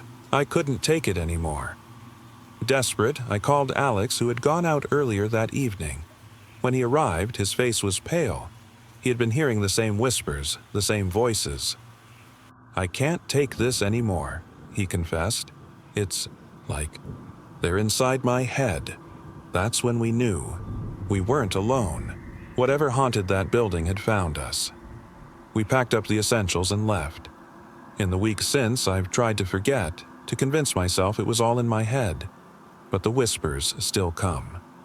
In the quietest moments, when I'm alone, I hear them again, faint but unmistakable. "You can't leave," and sometimes I wonder if it's already too late. It was supposed to be just another ordinary evening at home. The kind of evening where you sit on the couch zoning out in front of the flickering TV while the world outside hums along like always. But that night was anything but ordinary. I had just finished a long day, feeling exhausted and ready to relax. The apartment was quiet, save for the faint sound of the wind outside rattling the window. The neighbors' usual sounds, the creak of floorboards above me, the muffled conversations. Through the thin walls were all as familiar as ever. I didn't think twice about it, too tired to care. At some point, though, I started to notice something strange. A subtle shift in the usual background noise, a faint, uneven breathing that didn't belong to me. I froze, sitting up straighter, listening harder. It wasn't coming from the TV or any of my usual appliances. It wasn't static. It was close, too close. I turned off the TV, the silence growing deafening. The only sound now was that breathing. Slow, steady, as if someone were right behind me. I glanced over my shoulder, but there was nothing there. Just the dim light from the hallway. My pulse quickened, but I told myself I was being paranoid. The apartment felt empty, the familiar creak of floorboards upstairs seeming just a little louder now. I told myself it was the wind, the old building settling. Still, the breathing didn't stop. I grabbed my phone, dialing 911 with trembling fingers. The operator answered, asking if I was safe. I wanted to tell her I was, but I couldn't bring myself to speak. Then, a soft knock echoed from the front door. I didn't move. I didn't breathe. I listened as the knock came again, this time louder, more insistent. My heart pounded in my chest as I considered what to do. There was no way I could ignore it. Slowly, I stood and approached the door, my hand hovering over, the lock. I peeked through the peephole, but there was no one there. Just the empty hallway. I pulled back, the sound of breathing still echoing softly behind me. It felt like someone was right there, just inches away. That's when I heard the knocking again, this time closer. It wasn't at the door anymore. It was coming from inside the apartment, from inside my walls. I ran to the bedroom, locking the door behind me. My phone was still on, the 911 operator still asking questions, but I couldn't answer. I could hear the breathing now, muffled but unmistakable, coming from behind the walls. It was as if someone had somehow found a way inside, but I couldn't see them. The knocking continued, growing louder, more frantic. My walls trembled with each thud. I could feel the vibrations under my feet. My mind raced, every rational thought abandoning me. I wanted to scream, to run, but fear held me still. Then, silence. The operator was still on the line, whispering, "Are you still there?" But there was nothing I could say. The only sound was my shallow breaths. Finally, after what felt like hours, I heard it, the faintest creak, just outside my bedroom door. I held my breath, heart thudding against my ribs. The door handle twisted, slowly turning. I backed away from the door, phone still in hand. My fingers trembled as I prayed that whoever, or whatever, was out there would leave. But then, a voice. Soft, distant, almost like a whisper but clear enough to make me shiver. "I can hear you." I didn't move. I didn't answer. My mind screamed at me to run, but my body couldn't respond. The door creaked open, and for a moment, everything was still. Then a figure appeared, just a shadow in the dim light. It wasn't human, at least not entirely. Its face was indistinct, but I could see hollow, empty eyes, void of any life. It took a step closer, and I realized, in that frozen instant, that it wasn't something from this world. And then, it vanished. I didn't sleep that night. I don't know if I'll ever forget what I saw, but what haunts me more than anything is knowing that whatever was there, whatever it was never really gone. It was late August when my friends and I decided to take a spontaneous trip to the old lake house. No one had used it in years, but the idea of a weekend by the water sounded perfect. The house sat far from any main roads, surrounded by thick woods on all sides. It felt like stepping into another world. The first day was peaceful, swimming in the lake, lounging by the dock, and grilling dinner as the sun set. It was everything we'd hoped for, a welcome break from the chaos of everyday life. But as night fell, something felt off. The house had a strange, musty smell, like it hadn't been properly aired out for years. We lit some candles and spread out, determined to make the most of the time we had. But the quiet grew oppressive. There wasn't a single sound other than the gentle lapping of the water. At around midnight, I decided to check the back porch. I felt restless, like something wasn't right. I stepped outside, the wooden planks creaking beneath my feet. The only thing I could hear was the faint rustling of leaves in the trees. Then I noticed something strange. There was a figure standing by the water, perfectly still. I squinted, trying to make out what it was, but there was nothing. No face, no movement, just a shadow blending with the darkness. I turned back, telling myself it was probably just my imagination. But as I stepped inside, I couldn't shake the feeling of being watched. I told my friends about the figure the next morning, but they brushed it off as tired eyes or the shadows playing tricks on me. The second night, we stayed up late by the fire, sharing stories and laughing. But around 2 a.m., I woke up, once again feeling uneasy. The air felt heavier, the silence more oppressive. I lay there staring at the ceiling until I heard it. The faint sound of footsteps, slow and deliberate coming from the porch. I held my breath, frozen in place.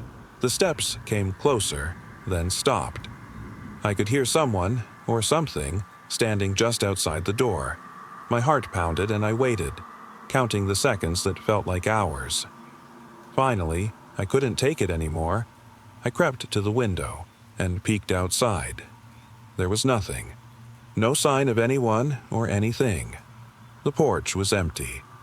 I didn't sleep the rest of the night, the sound of those footsteps lingering in my mind. The next morning, I decided to walk down to the lake, hoping some fresh air would clear my head.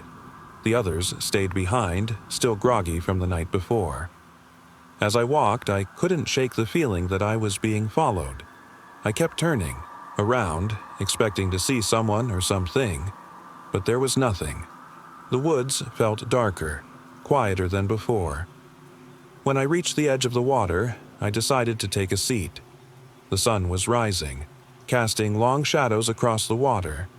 It was peaceful again until I looked down. There, on the sandy shore, were footprints, but they weren't mine. They were bare, but far too large. They led into the water, vanishing beneath the surface. I backed away, my pulse racing. I didn't know how, but something had followed me. My legs trembled as I made my way back to the house, trying to ignore the sinking feeling in my stomach. When I got there, my friends were still asleep. I didn't tell them what I saw. I couldn't explain it. But even now, every time I hear the rustling of leaves or the creak of wood, I wonder if something is still waiting for me by that lake. It started during the drive home. My family had been on a long road trip, no set destination, just miles of open highway. It was supposed to be relaxing, a way to escape the monotony of everyday life. The sun was setting, casting long shadows across the empty roads. The car was quiet, just the hum of the engine and the occasional chirp of crickets outside. We were nearly home when the first strange thing happened. I was sitting in the back seat, staring out the window, lost in thought, when I saw something move in the corner of my eye. It wasn't something outside, though. Inside the car. A faint shimmer, like someone standing just outside my window, but inside the car. My stomach twisted. I turned to look, but there was nothing. Just the empty highway and my family. "Did you see that?" I asked my parents, my voice shaky. "See what?"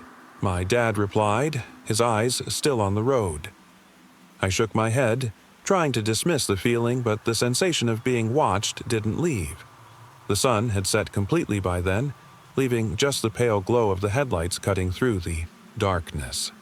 I could feel the tension rising, my heart pounding harder as the landscape sped by. The next time I noticed it, it was more persistent. I couldn't see anything out the windows, but I could feel it. Eyes on me, eyes inside the car. It was like something had slipped into the back seat with me. I turned around, but again, nothing. I was just about to ask my parents if they felt it too when I heard a faint whisper, so quiet I almost convinced myself it was just the wind. But then, louder, clearer. "Look behind you." I froze. My breath hitched and I gripped the edge of the seat. I turned slowly, my eyes wide, expecting to see something, anything.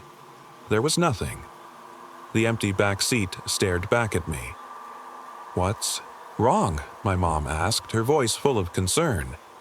I tried to shrug it off, but I couldn't ignore the feeling that something, or someone, was there, just behind me. I kept glancing over my shoulder, expecting to see a figure, but the car was still empty. Then it happened again. Another whisper, soft, but now unmistakable. "Look again." I didn't want to look. My body trembled, but curiosity and fear battled in my mind. I slowly turned, expecting to see that distorted reflection in the rearview mirror, or maybe a figure in the shadows, but there was nothing, only the dark, empty highway stretching into the distance. "Please, stop," I whispered, my voice barely audible. My parents were still talking up front, oblivious to my panic. I felt trapped, unable to escape whatever was following me. A third whisper came, closer this time, as though it was right in my ear. "Turn around." I couldn't resist anymore. My head snapped back, eyes wide, searching the dark space behind me. And that's when I saw it. The faintest movement. A shadow, shifting in the seat next to me. It wasn't human, not exactly. Its form was blurry, almost liquid-like, blending with the dark. It was there, watching me. My breath hitched as I stared, my mind screaming for me to look away, but I couldn't. My body was paralyzed by fear, unable to move, unable to look anywhere else but at the figure. It shifted again, leaning closer. Its presence felt like a cold wind pressing against my skin. "Don't look," it whispered again, but this time I knew I couldn't turn away. Tears welled in my eyes as I forced myself to look forward, staring out at the dark road ahead. The whispers stopped, and the sensation of being watched faded, but I couldn't shake the feeling that it was still there, lurking in the shadows of my mind. When we finally reached home, I didn't say a word. I wasn't sure if I could explain what I had seen, or if they would even believe me. But every time I close my eyes, I can still feel it. The whisper in my ear, the eyes that followed me, the shadow sitting right beside me, waiting. It was just another evening walk through the woods, like countless others I'd taken before. My friends and I had made a habit of these late-night strolls, always curious about what lay beyond the edge of town. The woods were familiar to us, comforting even, filled with tall trees and the rustling of leaves. But that night was different. We set out just after dusk, the golden glow of the sunset fading behind us. The air was cool, crisp, and the distant sounds of traffic seemed to fade away as we ventured deeper into the trees. The woods were quiet, too quiet. There was no laughter, no chirping of crickets, just silence. It wasn't the usual peaceful quiet, though. It felt wrong. We walked on, joking and laughing, trying to shake off the oppressive atmosphere, but something was off, something I couldn't quite place. My friends seemed oblivious, lost in their chatter, but I felt the weight of the forest pressing down on me. As we pushed further, we came across an old, decaying wooden bench, rotted and covered in moss. It wasn't there on our previous walks, that much I was sure of. We decided to stop for a moment, stretching our legs, as if the bench had appeared there just for us. I sat down, resting my hands on my knees. The silence felt heavier now. I looked around, but there was no sign of the familiar paths we usually walked. The trees felt tighter, as if the woods were closing in. My stomach twisted. "I think we should head back," I said, my voice barely above a whisper. One of my friends, Jake, waved me off. "Come on, what's the rush? We've been here a dozen times, there's nothing different." But I wasn't so sure. Something wasn't right. We continued walking, though my steps grew slower. The woods seemed to stretch endlessly, and the usual landmarks, the twisted old tree, the hollowed-out log, were nowhere to be found. It was as if the forest had shifted, or we had. Then came the first sound that shattered the silence, a faint echoing whisper that seemed to drift through the trees. It was so soft I almost convinced myself I imagined it. But then, there it was again, a whisper, distant yet near, as though it was calling to me. I stopped, heart racing. My friends turned to look at me, their faces a mix of curiosity and concern. "Did you hear that?" I asked, my voice trembling. "Hear what?" one of them replied, their tone dismissive. I shook my head, forcing a laugh. "Never mind. Let's just keep going." We pressed on, but the whispers grew louder, closer. They weren't coming from any one direction. They seemed to drift around us as if carried by the very trees themselves. The shadows deepened, casting the woods in an eerie glow. Then I saw it. A figure emerged from the trees, pale and gaunt, its features obscured by the fading light. At first, I thought it was one of my friends playing a trick. But this figure didn't walk like a person. Its movements were unnatural, jerky and slow, as though it didn't belong to the world we knew. I froze, my breath catching in my throat. The figure turned its hollow gaze towards me.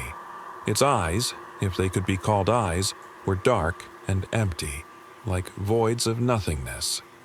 "Run," I managed to whisper. But before I could move, my friends stood frozen, transfixed by the figure. I screamed at them to move, but they didn't respond. They were still, staring at the figure like they couldn't look away. The whispers grew louder, overlapping, and I could feel something shift in the air around me. The figure stepped closer, its movements like something out of a nightmare. I backed away, heart pounding in my chest, but my feet wouldn't move, as if the ground itself was holding me in place. Then, from the corner of my eye, I noticed something. The trees weren't trees anymore. They were faces. Hundreds, thousands of hollow, empty faces staring back at me from the darkness. Their mouths were open, whispering, calling out in that haunting, otherworldly language. The figure stepped closer, and I could feel its presence pressing against my skin, colder than anything I had ever known. Its breath was a chill, a void of nothingness that seemed to consume everything around me. I could hear my friends murmuring, lost in the whispers of the forest, their eyes wide but unseeing. I was alone now, standing amidst the forest that had become a sea of emptiness, the faces of the trees watching me, waiting. I wanted to run, but my legs wouldn't move. The whispers filled my ears, louder and louder, until they became all I could hear. And then there was silence. It was supposed to be a simple day, just a quiet walk through the neighborhood. I lived in a suburban area, nothing unusual about it. I liked to take long walks after work to clear my head, the kind of walks where you don't think much about anything, just put one foot in front of the other, lost in your own thoughts. But that day, something felt off from the very beginning. The sky was overcast, casting a dull gray light over everything. The streets were empty, no kids playing, no cars passing by. It was eerily quiet, but I figured everyone must have been inside, waiting out the weather. I didn't think much of it, just kept walking, letting my mind wander.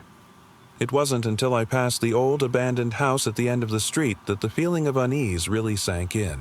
The house had been empty for as long as I could remember. Worn-down shutters, a porch that creaked with every gust of wind. I always avoided it, always felt like something wasn't right about it. But this time, something about the atmosphere pulled me closer. I slowed my pace, staring at the house. It looked different, almost as if it had been watching me. The windows, once dark and empty, now seemed to gleam with an unsettling intensity. For a moment, I could have sworn I saw movement inside. I shook my head and told myself I was imagining things. As I took another step forward, I heard a sound, a soft whisper, too low to make out. My skin crawled. I stopped, trying to listen, but the world around me seemed unnaturally silent, almost as though the sound had been swallowed by the void. Then I saw it. A figure appeared in one of the upstairs windows, standing still. It was tall, obscured by the dim light, but there was something off about it. It wasn't a shadow.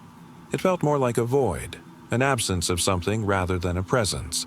My breath caught as the figure tilted its head as if studying me. I should have turned and run, but I couldn't move. I was frozen, staring at it, my heart hammering in my chest. The figure's eyes, if they could even be called that, seemed to peer directly into my soul. Seconds felt like hours. Then the figure turned and disappeared from the window. My legs felt like stone as I finally managed to take a step back, my mind screaming at me to leave. I stumbled away, never taking my eyes off the house. As I walked, I couldn't shake the feeling that I was being watched, truly watched. The emptiness that had once filled the neighborhood now felt suffocating, like the world had become a void of silence and shadows. When I got home, I couldn't sleep. Every creak of the floorboards, every gust of wind made my skin crawl. The thought of that figure still haunted me. I told myself it was just my imagination, but deep down, I knew better. Something was there, watching, waiting, and it wasn't going to forget me. I was on a road trip, solo, something I'd always wanted to do. Just me, my car, and the open road stretching ahead. I decided to take a scenic route, away from the highways, weaving through small, forgotten towns. The goal was simple: get lost in the quiet and enjoy the freedom of being alone. By the time the sun started to set, I was deep in unfamiliar territory. The winding road was flanked by endless fields of tall grass that seemed to stretch forever. There was nothing around, just miles of isolation and silence. I rolled down the windows, letting the cool air fill the car, the only sounds being the soft hum of the engine and the occasional chirp of crickets. As the light faded, I found myself searching for a place to stop for the night. There was no sign of a town or motel for miles, just endless fields and a single, overgrown dirt path leading off to the side of the road. It wasn't much of a choice, but I decided to follow the path, hoping to find a clearing to park and rest. The path led me to a small, abandoned barn surrounded by broken-down fences. It wasn't much, but it offered shelter. The place felt like it hadn't been touched in years, with weeds growing thick through the cracks in the wood. I parked near the entrance, killed the engine, and sat in the silence, the only sound being the wind rustling through the trees. It wasn't long before I realized I wasn't alone. At first, I thought maybe it was just an animal, but the feeling of being watched was too distinct. I shook it off, telling myself it was just my imagination, but the sensation didn't fade. I decided to explore the barn, curious about what might be inside.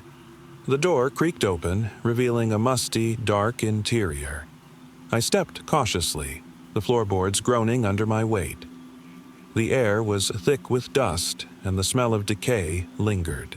What was once used to store hay and farm tools had become a hollow shell of rotting wood and forgotten belongings.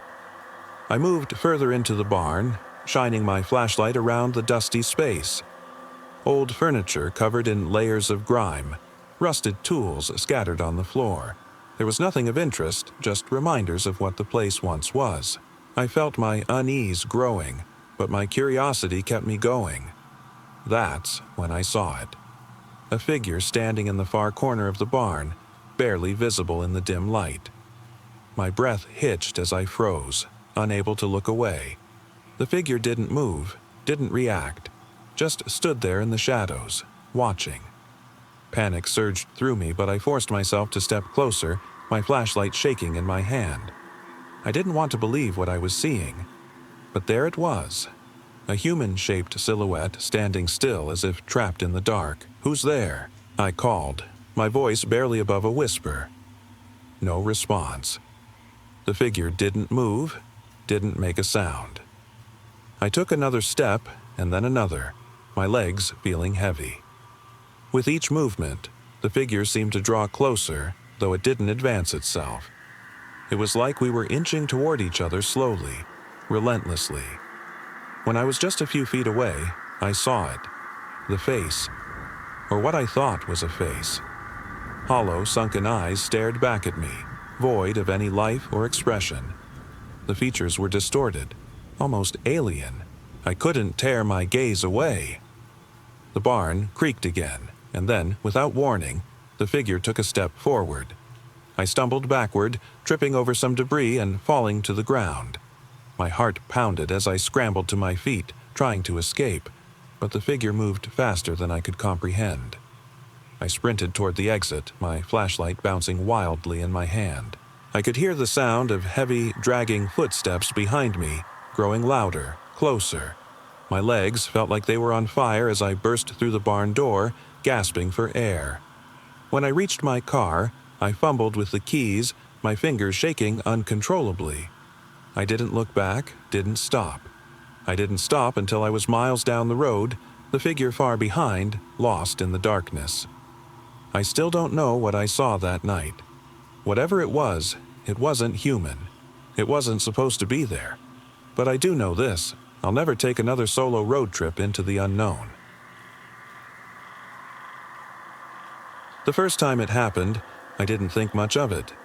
It was a cool, quiet evening, and I decided to take a walk through the old, deserted forest near my apartment. The trees there have always been tall and ominous, their branches tangled like they were reaching out toward something beyond. I had always felt a strange sense of peace walking through the woods, but that evening was different. It was getting late, and the sky had grown dark, casting everything in a heavy, oppressive silence. I walked further than I usually did, deeper into the forest, the sound of my boots crunching against the fallen leaves the only noise accompanying me. Then I heard it, a soft, distant whisper, like someone calling my name. I stopped, scanning the trees, but there was no one there. My breath hitched, and I told myself it was just the wind. Still, I felt uneasy. The whisper repeated, growing louder, almost as if it was coming from inside my head. I turned around, heart thudding in my chest. The forest behind me stretched out, dark and still, but there was something off about it. The trees seemed to loom closer, their shadows twisting and shifting in ways they shouldn't have. I hurried back, my legs trembling, but the whisper followed me, always just out of reach. When I got home, I didn't mention it to anyone. I thought maybe I had imagined it, some trick of the mind after spending too much time in the quiet. A week passed and I forgot about the whispers, until the second night. This time, I wasn't walking through the forest. I was lying in bed, trying to sleep, when I heard it again. Fainter at first, but growing louder. The whispering came from the corner of my room. It was almost like a voice now, but distorted, like it was coming from somewhere deep within my mind. "Who's there?" I whispered, my voice trembling. The whispering didn't stop. It was closer now, right by my ear. "Come with me," it said, and the words sent shivers down my spine. I stayed frozen, my eyes wide open, heart pounding so hard I thought it might burst. The whispering didn't fade away. Instead, it seemed to grow louder, more urgent.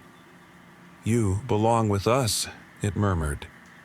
I covered my ears, but the sound was still there, filling my head. I wanted to scream, but no sound came out. The next morning, I woke up exhausted, as though I hadn't slept at all. My head throbbed, and I felt a strange emptiness that wouldn't go away. Still, I didn't tell anyone. What could I say? That I had heard voices? No one would believe me. Days passed, and everything felt different. The whispering never stopped, though I tried to ignore it.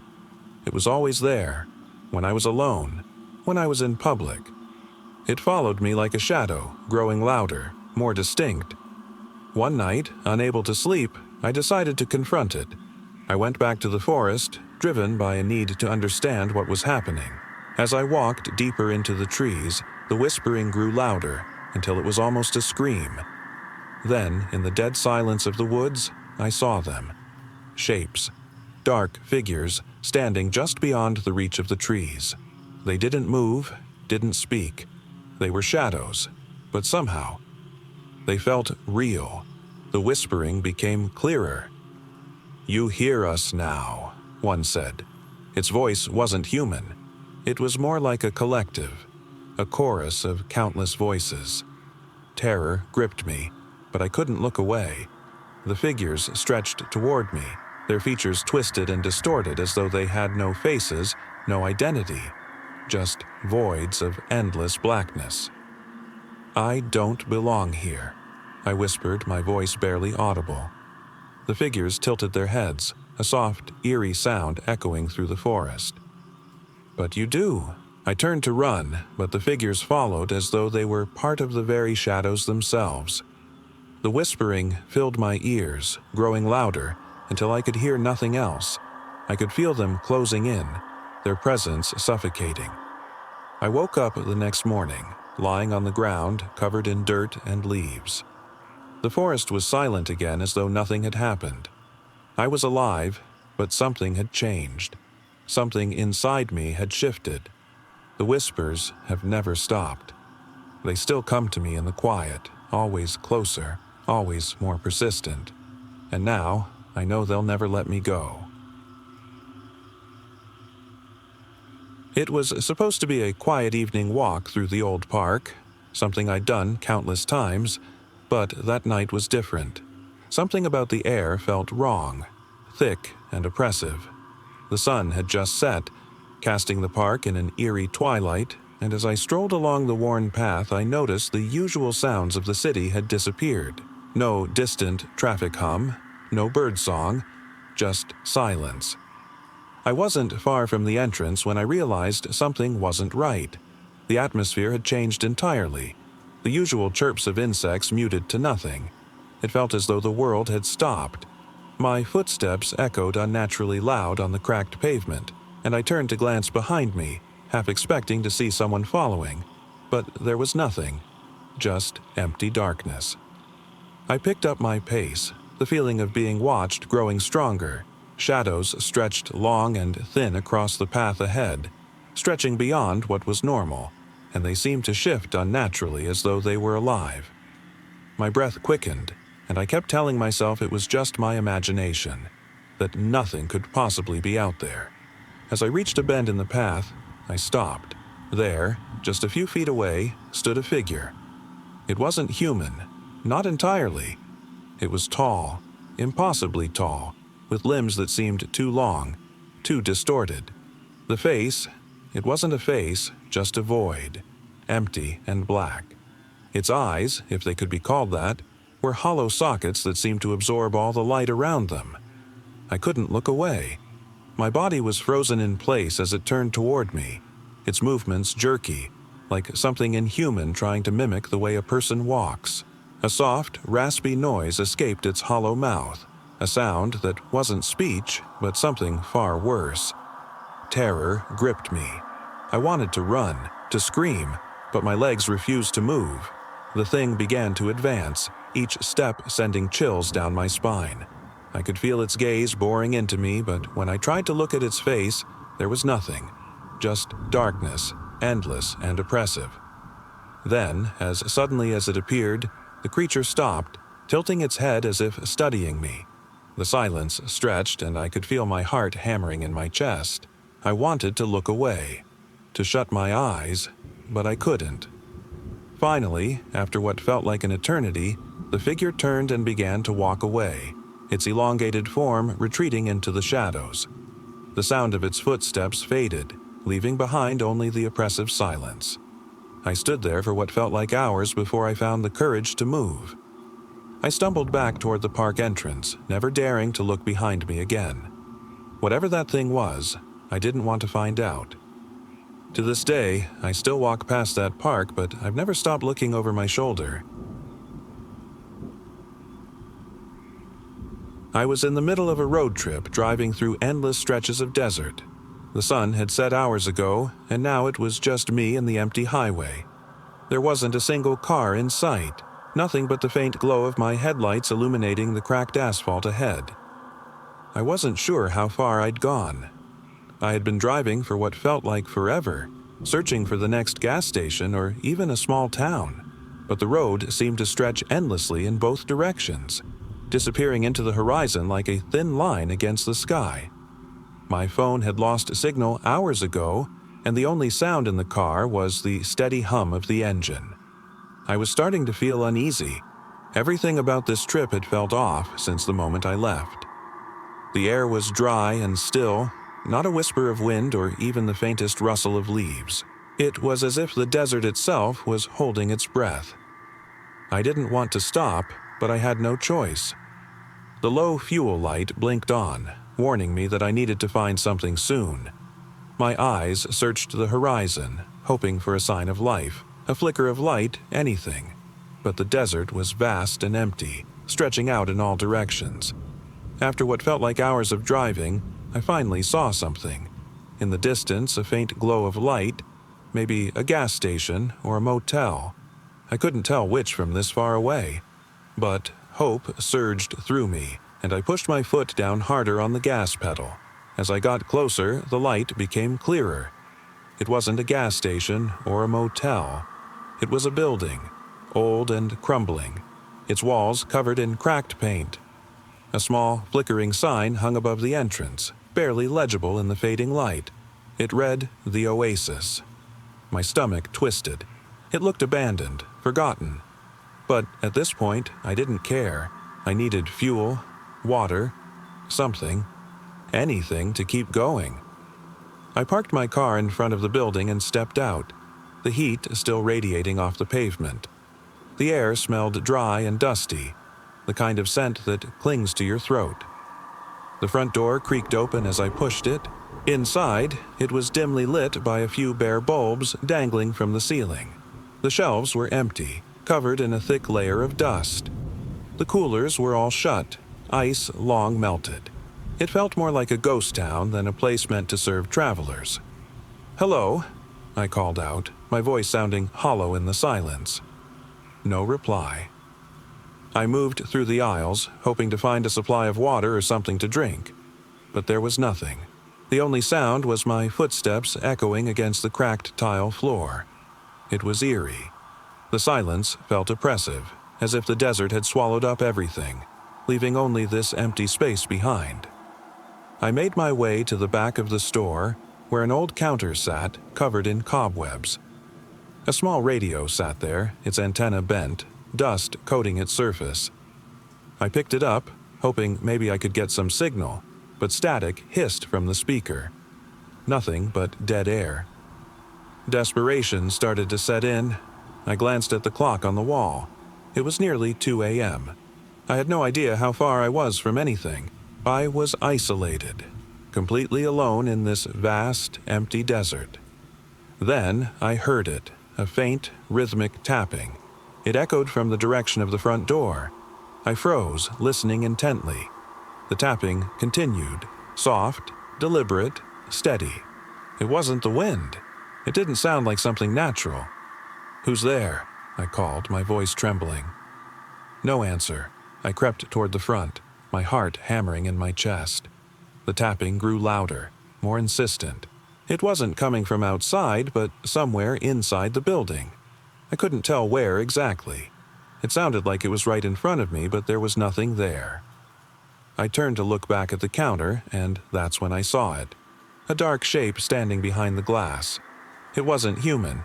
It had no distinct features, just a shadowy, distorted form. It was watching me.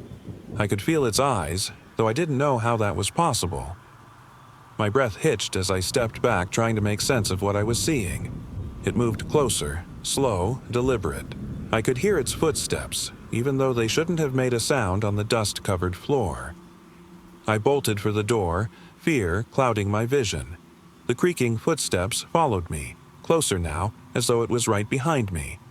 I threw open the door and sprinted into the night, the cold air hitting me like a slap in the face. I didn't look back. I didn't stop running until I was miles down the road, the building a distant blur behind me. My car waited, humming quietly, the only sound I could hear. I never went back.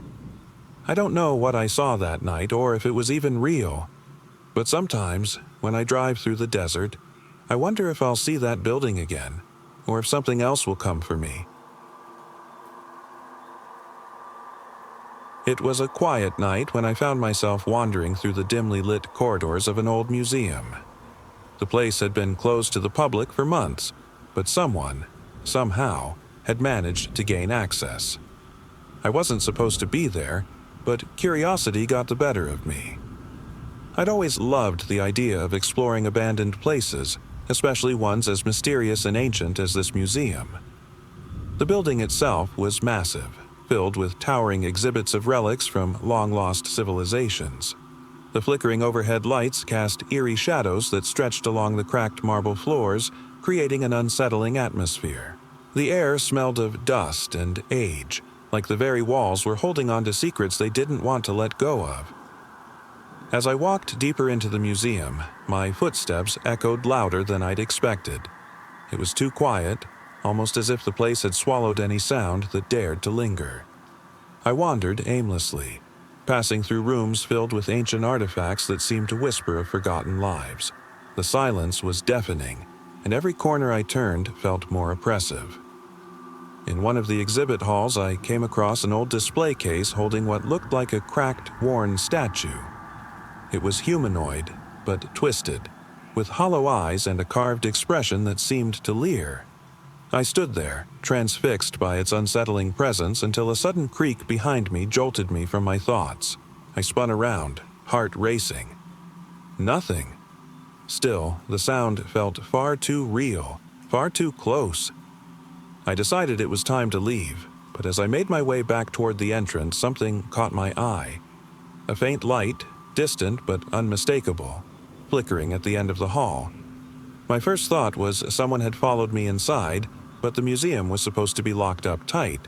There was no way anyone could have gotten in unnoticed. My gut twisted, but I couldn't ignore the pull of curiosity. I moved closer, the silence now deafening, every footstep echoing in the vast emptiness. The closer I got to the flickering light, the more I realized it wasn't from a torch or flashlight. It came from something much older, something ancient. It wasn't warm like a fire. It was cold and spectral, flickering like a dying ember. As I neared the source, the light revealed a figure standing there, motionless and still. I froze. The figure wasn't human, or at least not entirely. Its form was hollow, distorted, long, bony limbs, skin stretched taut over bone. Its face was a hollow void, empty sockets where eyes should have been. The figure remained still, its posture rigid, yet something about it felt alive, as if it were waiting for me. "Who's there?" I called, my voice trembling. No response. The flickering light cast distorted shadows across the creature's gaunt, emaciated form. I took a step back, trying to make sense of what I was seeing. My mind raced. Was this some kind of display? A prop? But the figure felt far too real. "Stay back," I warned, though my voice was barely audible. The creature didn't move. It simply stood there, unmoving. The light flickered again, and in that brief moment of brightness, I saw something. A glimpse of its mouth twisting into a grotesque smile, the kind of smile that didn't belong to any living thing. I knew then that whatever this thing was, it wasn't from this world. Panic took hold, and I spun around to run, my breath hitching as I sprinted through the darkened halls, the flickering light fading behind me. I didn't stop until I reached the exit, pushing open the heavy door and stepping out into the cool night air. The museum was silent again, but I could still feel the weight of whatever I had seen. I don't know if it was a spirit, a lost soul, or something far worse. But I knew one thing for certain. Whatever that thing was, it was still there, waiting in the shadows. My friends and I had been planning a hiking trip for weeks, a chance to escape the city and immerse ourselves in the quiet, untouched beauty of the mountains. We were tired of screens and the constant noise of everyday life. This would be our chance to disconnect and recharge. The trailhead was only about an hour's drive from town, and we arrived just as the sun was beginning to set. The air was crisp, and the towering pines stretched endlessly in every direction. The trail was well worn, though not overly crowded. It was perfect. As we started the hike, the conversations flowed, and we basked in the sounds of nature, the crunch of gravel beneath our feet, the soft rustling of leaves, and the distant call of birds. We decided to set up camp a few miles in, beside a stream that meandered through the forest. The spot felt isolated and peaceful, exactly what we were looking for. As we set up our tents and built a fire, the sun dipped lower, casting long shadows across the ground. That's when it started. At first, it was subtle, a faint rustling in the underbrush. I figured it was just some wildlife, maybe a deer or a squirrel. But as the evening deepened, the sounds grew more distinct. It wasn't just the rustling anymore. There were footsteps, quiet at first, but steady, following us. I stopped and turned around, expecting to see one of my friends, but no one was there. The woods were still except for the distant hum of insects. I didn't say anything to the others. I didn't want to worry them, but my nerves were already fraying. Every step we took, I felt like we were being watched. The sounds of the forest, which had been so comforting earlier, now felt oppressive. It wasn't just wildlife out there anymore. By the time we made it to camp, the shadows had grown long and deep. The fire we built crackled loudly, and we huddled close, trying to keep warm. I kept my eyes on the tree line, expecting to see someone emerge, but nothing ever came. It wasn't until later, after we had settled in, that I noticed something strange. The footsteps, whatever was following us, they had stopped. The forest was silent once again, but it wasn't a comforting silence. It felt wrong, hollow, as though something had vanished. I woke up a few hours later, shivering. The fire had burned down to a few glowing embers, but the night was still warm. I stepped out of my tent, hoping some fresh air would calm me. As I stood there, looking at the quiet trees, I noticed something bizarre. The usual sounds of the night, the rustling of leaves, the distant chirp of crickets, were gone. The forest was completely still. Then I heard it, a soft, uneven breathing. It was coming from the woods, just beyond the tree line. My blood ran cold. I couldn't move, couldn't breathe. I was rooted in place, unable to tear my eyes away from the dark. The breathing grew louder, more distinct. It wasn't human, that much was clear. It was shallow, labored, almost as if whatever was out there was struggling to draw air. The sound wasn't far from where we had camped, but the direction was unclear. I felt like whatever was out there was looking for us, and now that it had found us, it was circling closer. A chill ran down my spine as I realized something. Those footsteps earlier, they weren't just following us. They were guiding something toward us, toward the camp. I could feel the presence growing closer. My mind raced with thoughts. Should I wake my friends? But what could I tell them? I didn't want to put them in more danger than they already were. Instead, I grabbed my flashlight and shined it toward the woods, hoping to catch a glimpse of whatever was out there. For a moment, there was nothing, just the endless shadows and the faint rustling of leaves. And then I saw it. A figure. Tall, obscured by darkness, but unmistakable. Its form wasn't human. It seemed wrong, like something twisted and unnatural. It stared at me from the edge of the trees, unmoving, its hollow eyes glinting in the faint light of my flashlight. My heart thudded in my chest as I stared back, frozen in place. I wanted to scream, to run, but my legs wouldn't move. The figure took a step forward, and I could see now, the uneven, staggering gait as if it wasn't fully human. The outline of its face was blurred, almost as if it wasn't meant to be seen. Then, just as suddenly as it appeared, it vanished into the woods. The breathing stopped. The silence returned. I didn't sleep for the rest of the night. My friends never woke up. By dawn, I convinced myself that whatever it was gone. I woke them and told them we needed to leave, that I wasn't feeling well. None of them questioned it. We hiked out of the forest, and I've never gone back. I've tried to convince myself it was just fear and exhaustion, that I imagined everything.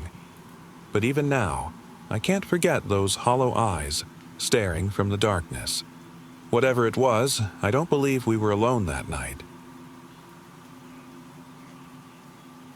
I had always loved driving. Long road trips, winding highways, and the sense of freedom they brought. That's why I decided to take an impromptu trip one evening, just to escape the noise of the city. No destination in mind, just me, my car, and an open road stretching ahead. It was around 10 p.m. when I hit the road.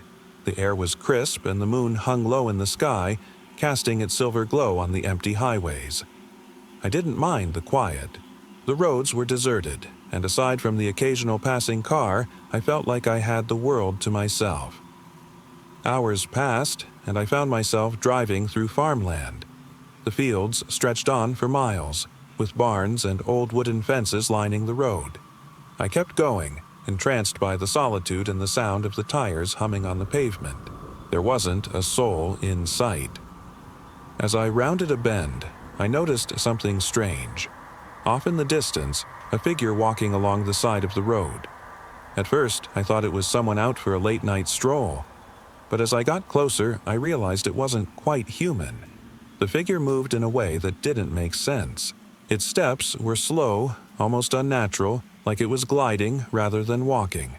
It wore a tattered coat that seemed too large for its frame, trailing behind like something out of a dream. The closer I got, the more I felt that something wasn't right. I slowed the car, unsure what to do. The figure turned its head slowly, almost mechanically, and locked eyes with me. There was no expression on its face, just hollow, empty blackness where eyes should have been. Panic shot through me. I didn't know whether to stop or speed away, but something kept me glued to my seat, unable to look away. It wasn't fear, at least not the kind I was used to. It was as though I was being drawn in, compelled to stay and witness whatever this was. As I drove past, the figure continued its slow, unnatural pace. I turned to glance in the rearview mirror, expecting to see nothing but the empty road behind me. But there it was again, staring at me, still moving forward. I couldn't shake the feeling of being followed, as if whatever that thing was still out there, trailing me through the night. Minutes passed in silence, but the weight of the encounter lingered. I drove faster, trying to outrun whatever had followed me. My heart pounded in my chest, each mile marker flashing by like a countdown. Eventually, I found a small gas station tucked away in the middle of nowhere. I pulled in, trying to catch my breath. It was eerily quiet, the kind of silence that felt oppressive. I glanced around, half expecting to see the figure again, but there was nothing. I went inside, bought a bottle of water, and forced myself to sit on one of the benches outside. I tried to shake the feeling, telling myself it had been a trick of the mind, but deep down, I knew better. Just as I was about to get back in my car, I heard it. Slow, deliberate footsteps. I turned, expecting nothing. But there it was again, standing at the edge of the gas station, staring at me with those hollow black eyes. It didn't move closer, didn't make a sound. It just stood there, watching, as if waiting for something. I sat frozen, my breath hitching. The air grew colder, as though the world itself was holding its breath. Then, in a whisper that seemed to come from inside my own mind, I heard it again. You can't escape. I didn't wait. I slammed the car into gear and sped off, leaving the figure behind. The road stretched out ahead of me, endless and dark, but no matter how fast I drove, I knew I couldn't outrun whatever had been following me. It was still there, waiting in the shadows.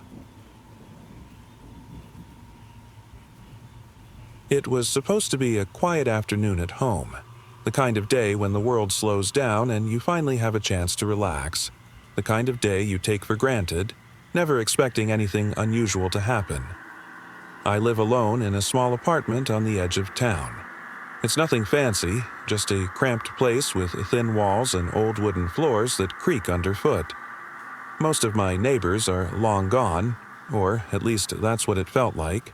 The quiet was almost deafening, only broken by the occasional car passing by on the distant road. That day, I decided to stay in and watch some old movies, something to distract me from the creeping sense of boredom. Around 3 p.m., I popped a DVD into the player and sank into the worn-out couch. The room was dim, the sunlight filtering through dusty blinds, casting long shadows across the floor. For a while, it was peaceful. I was lost in the flickering images on the screen when something made me glance toward the window. At first, I didn't see anything unusual. The street outside was still. No cars, no pedestrians.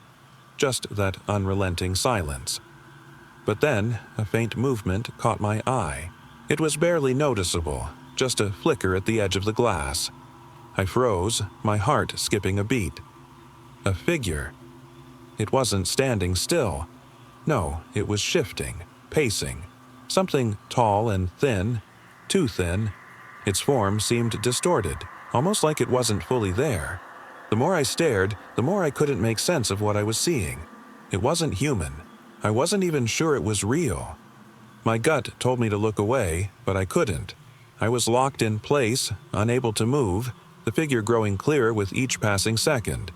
Its face, if it had one, was blank, just an empty expanse where eyes should have been. It didn't blink, it didn't breathe, then it tilted its head toward me, as if it could sense my gaze. My pulse quickened. I felt exposed, like it could see right through me. I wanted to look away, but my body wouldn't cooperate. I felt paralyzed by some invisible force. The figure raised one long, spindly arm, its fingers dragging against the glass. I could hear the faint scratch like nails on a chalkboard, but it wasn't loud. It was almost whispered. The sound reverberated in my head, filling the room with a sense of unbearable dread. Tears stung my eyes, but I couldn't tear my gaze away. The figure moved closer to the window, its form bending, folding in strange, unnatural ways. Its steps were slow, deliberate, as if it were studying me. The closer it got, the less it resembled anything human. Then, as suddenly as it had appeared, it stopped. Its head tilted even farther, as if inspecting me from afar. I could feel its gaze burrowing into my soul. It didn't blink, didn't move. Time seemed to stretch. My breath was shallow, my hands trembling. The silence in the room had become oppressive, like a heavy weight pressing down on me. Then it spoke, or rather, it didn't. I heard no words, no sound at all, but somehow I understood what it was saying. The message was clear. You can't escape. In that moment, I felt something shift inside me. The figure didn't need to speak. It wasn't just standing there. It had crossed over somehow, into my world. It knew I couldn't run. I could feel its presence in my very bones, a suffocating, malignant force that had no intention of leaving. I knew, without a doubt, that it was watching me, waiting. I don't know how long I sat there. Hours, maybe. Eventually, the figure retreated, vanishing into the shadows. The silence remained, but the sense of its presence lingered, like a breath on my neck. I never saw it again, but I know it's still there, waiting. It was the last day of my trip to the mountains. I had spent the past week hiking, exploring remote trails and basking in the beauty of nature. No phone signal, no distractions, just the sound of the wind through the trees and the occasional rustle of leaves. It was peaceful, at least during the day. On my final evening, I decided to take one last walk down to a secluded pond deep in the forest. The air was cool, and the sky was a deep, inky black. The trees stretched high above, casting long shadows that made it feel like the world was shrinking around me. The walk to the pond wasn't long, but it was quiet. Too quiet. I could feel the isolation, the stillness pressing against my chest. It felt as though the world had been hushed just for me. I reached the pond, which glimmered under the dim light of the stars reflecting off the water. I sat down on a rock, letting out a long breath. As I stared into the still pond, something shifted in the water's surface. A ripple formed, spreading outward in slow waves. I leaned in closer, my reflection breaking apart with each wave. But then something else appeared, something underneath the surface. At first, it looked like just another reflection, distorted by the ripples. But then I saw it. Two pale, lifeless eyes staring back at me from the depths. I stumbled back from the water, my breath catching in my throat. My heart pounded in my chest as I watched those eyes slowly rise from the depths.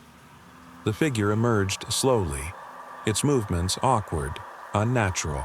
It was pale, its skin wrinkled and damp like it had been submerged for years. But it wasn't just a reflection. It was real. The figure didn't step fully out of the water. It hovered just above the surface, those hollow eyes still locked onto mine.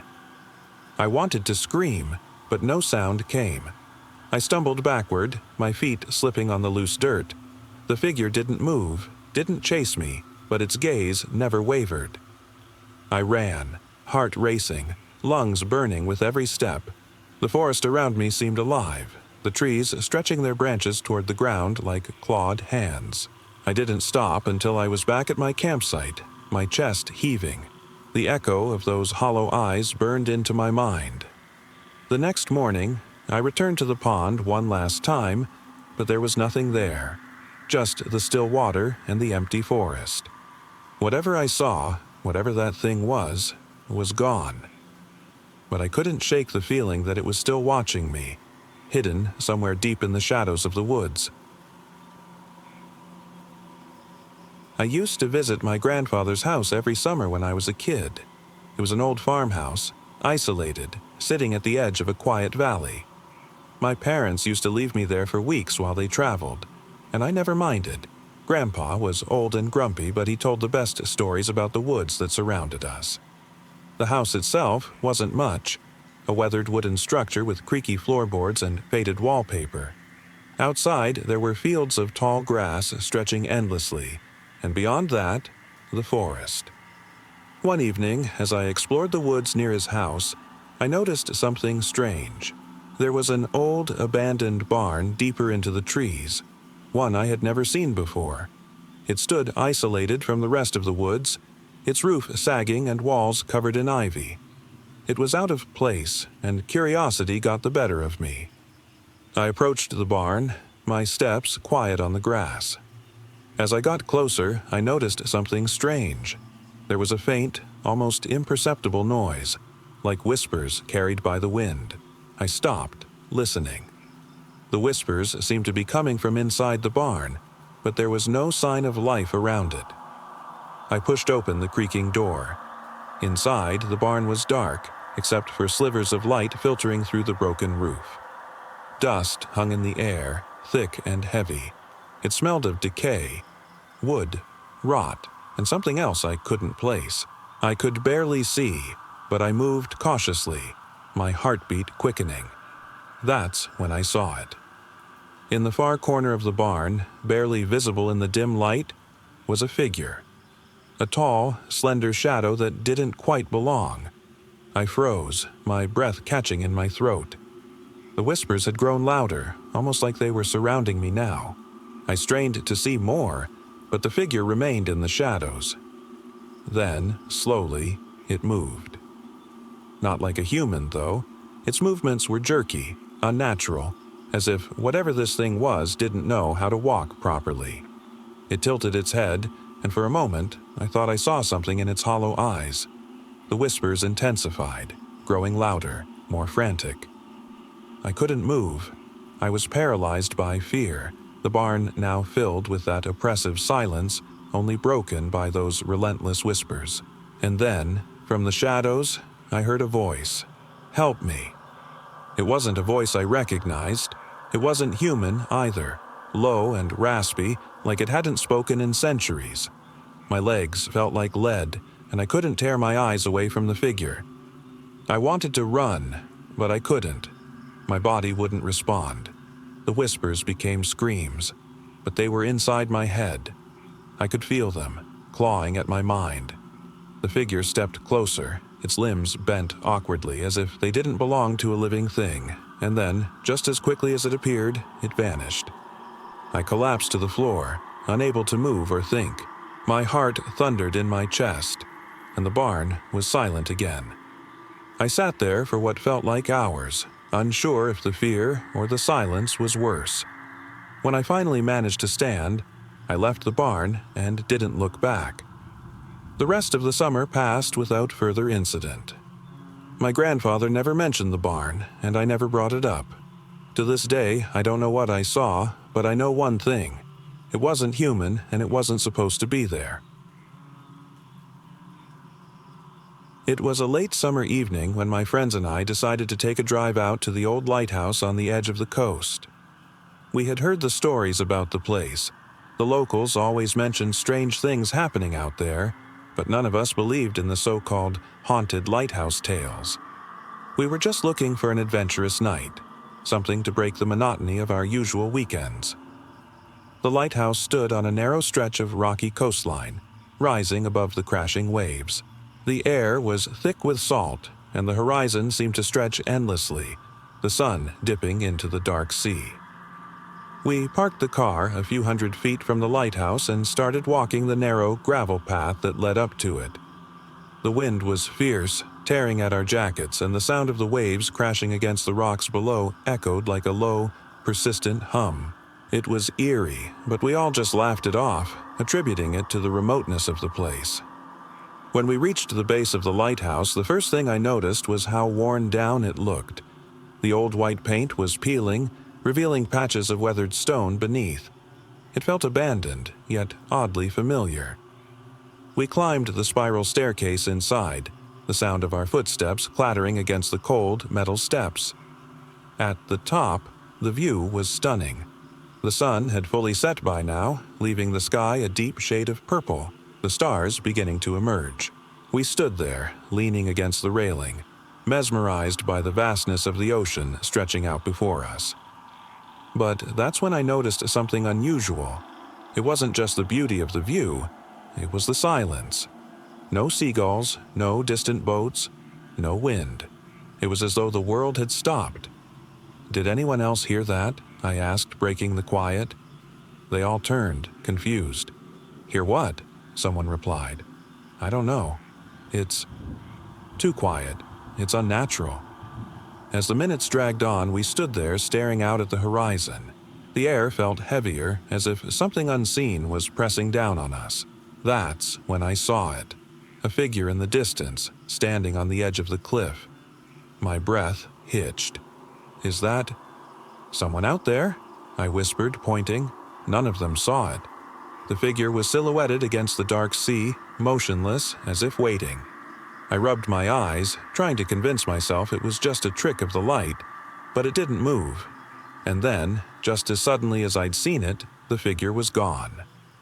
I glanced at my friends, but they were still oblivious, staring out at the sea.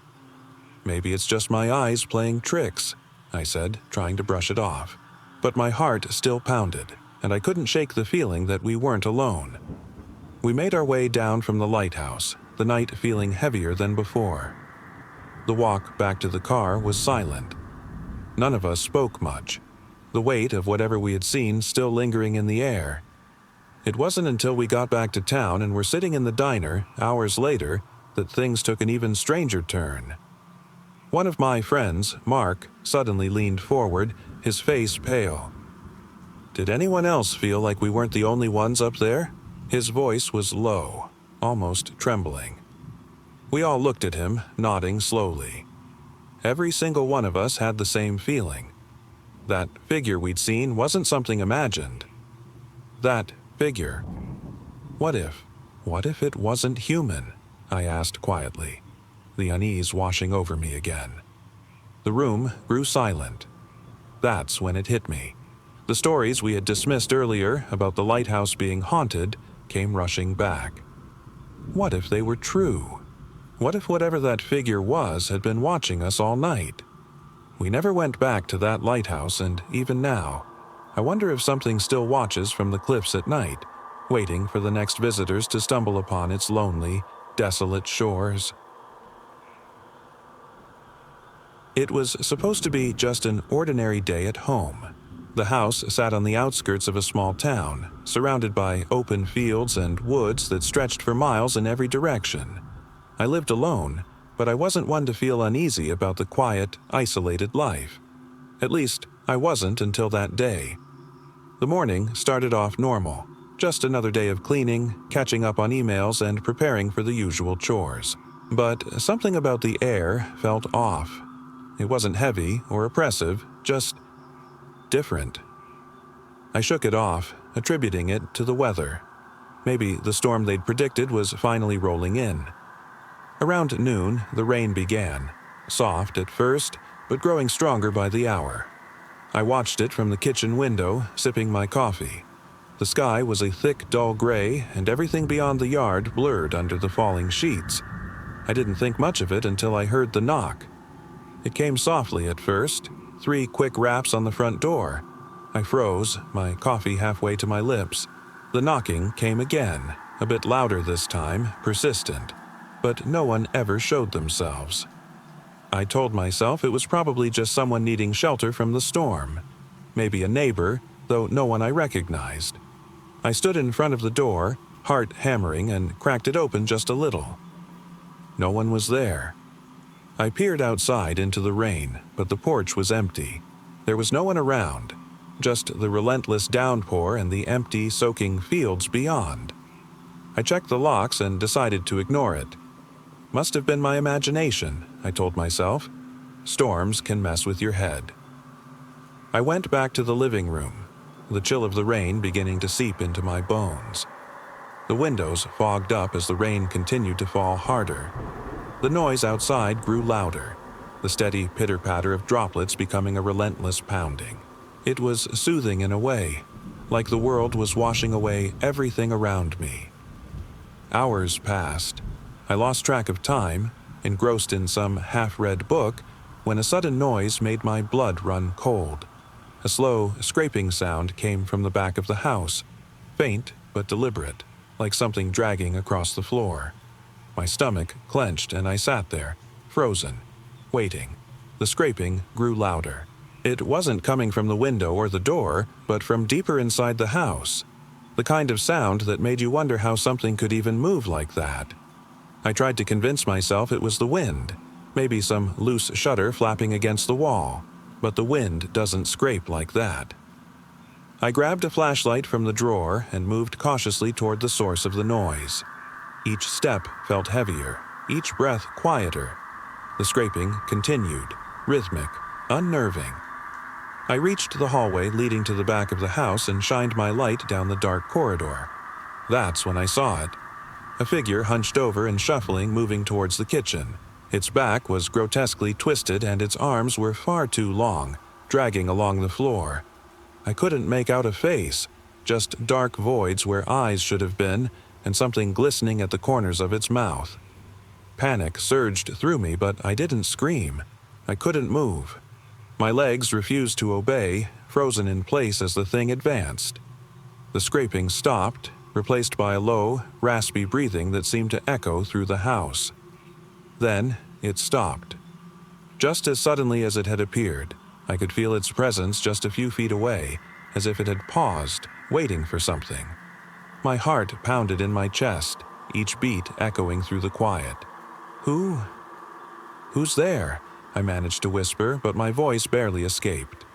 Silence. Another long minute passed, the air thick with dread. I couldn't hear anything but the sound of my own breathing and the relentless rain outside. Slowly, cautiously, I backed away, retracing my steps. The figure never followed. I didn't hear it leave. But when I checked the back door, the lock was undone. I didn't sleep that night, clutching my phone tightly, waiting for dawn. The storm raged on, but whatever had been there, watching, had never come back. I'll never forget that day. It started out ordinary enough. My friends and I decided to take a spontaneous trip to the nearby lake. We weren't expecting anything out of the ordinary, just a few hours of peace, some fishing, and maybe a swim if we felt like it. Nothing seemed unusual as we packed up and drove down the winding dirt road leading to the lake. We'd been going to this spot for years. It was remote, surrounded by trees and hills, with no cell service and few visitors, the kind of place where you could truly get away from everything. When we arrived, the sun was high in the sky, and the lake shimmered under its light. We set up a small camp by the shore, blankets, coolers filled with drinks, and a fishing line tossed into the water. It was the kind of day where you lose track of time, relaxing in the warm sun. But as the afternoon wore on, the atmosphere began to shift. The first sign came when we noticed the birds went quiet. The chirping had gradually died down, but we didn't think much of it. It wasn't until we glanced up at the sky that something truly strange happened. The clouds seemed to darken, even though the sun was still shining brightly. It was as if the world had turned gray for a moment, without warning. I looked around, feeling a knot of discomfort form in my stomach. My friends were laughing, oblivious, but I couldn't shake the feeling that something was wrong.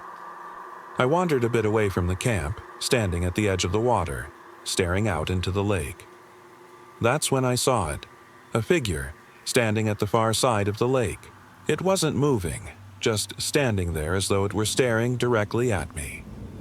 I told myself it had to be a trick of the light or someone from a distant campsite. But no one ever came to this part of the lake. The figure was still too far away for me to make out any details, but the sensation of being watched deepened. I called out to my friends, trying to shake off the unease. They didn't hear me. Or if they did, they didn't seem concerned. I didn't want to ruin the day with my paranoia, so I pushed the feeling aside. It wasn't until later that evening, when we were sitting around the campfire, that things got worse. The air had grown colder, the sun long set, leaving us with only the dim glow of the fire. The quiet was now oppressive, a stillness that felt unnatural. It wasn't like the calm of nature, it was like something had swallowed the sounds of the night. No crickets, no rustling leaves, just silence. We talked, but the conversation felt forced, the laughter awkward. I kept glancing over my shoulder, feeling eyes on me. I couldn't explain it, but the feeling of being watched was unbearable. Every time I looked around, I saw nothing but trees and darkness. Then, from out of nowhere, we heard it. Soft, distorted whispers. They weren't coming from any direction. It was as if they surrounded us, echoing in the stillness. I strained to make out the words, but whatever was being said was too faint, too unnatural. I couldn't bring myself to ignore it anymore. "Did you guys hear that?" I asked, my voice shaky.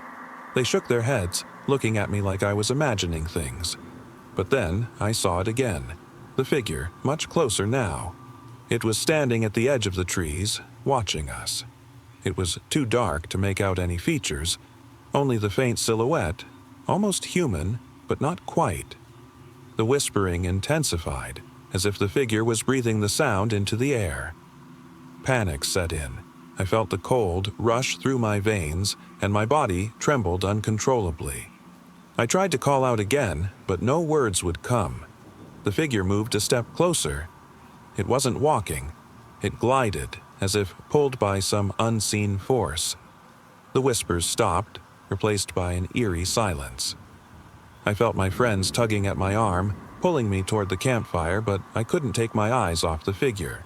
It felt like whatever this thing was, it had me trapped. My friends didn't see it, didn't hear the whispers. They told me to snap out of it, convinced I was just spooked by the isolation. But then something happened that I'll never forget.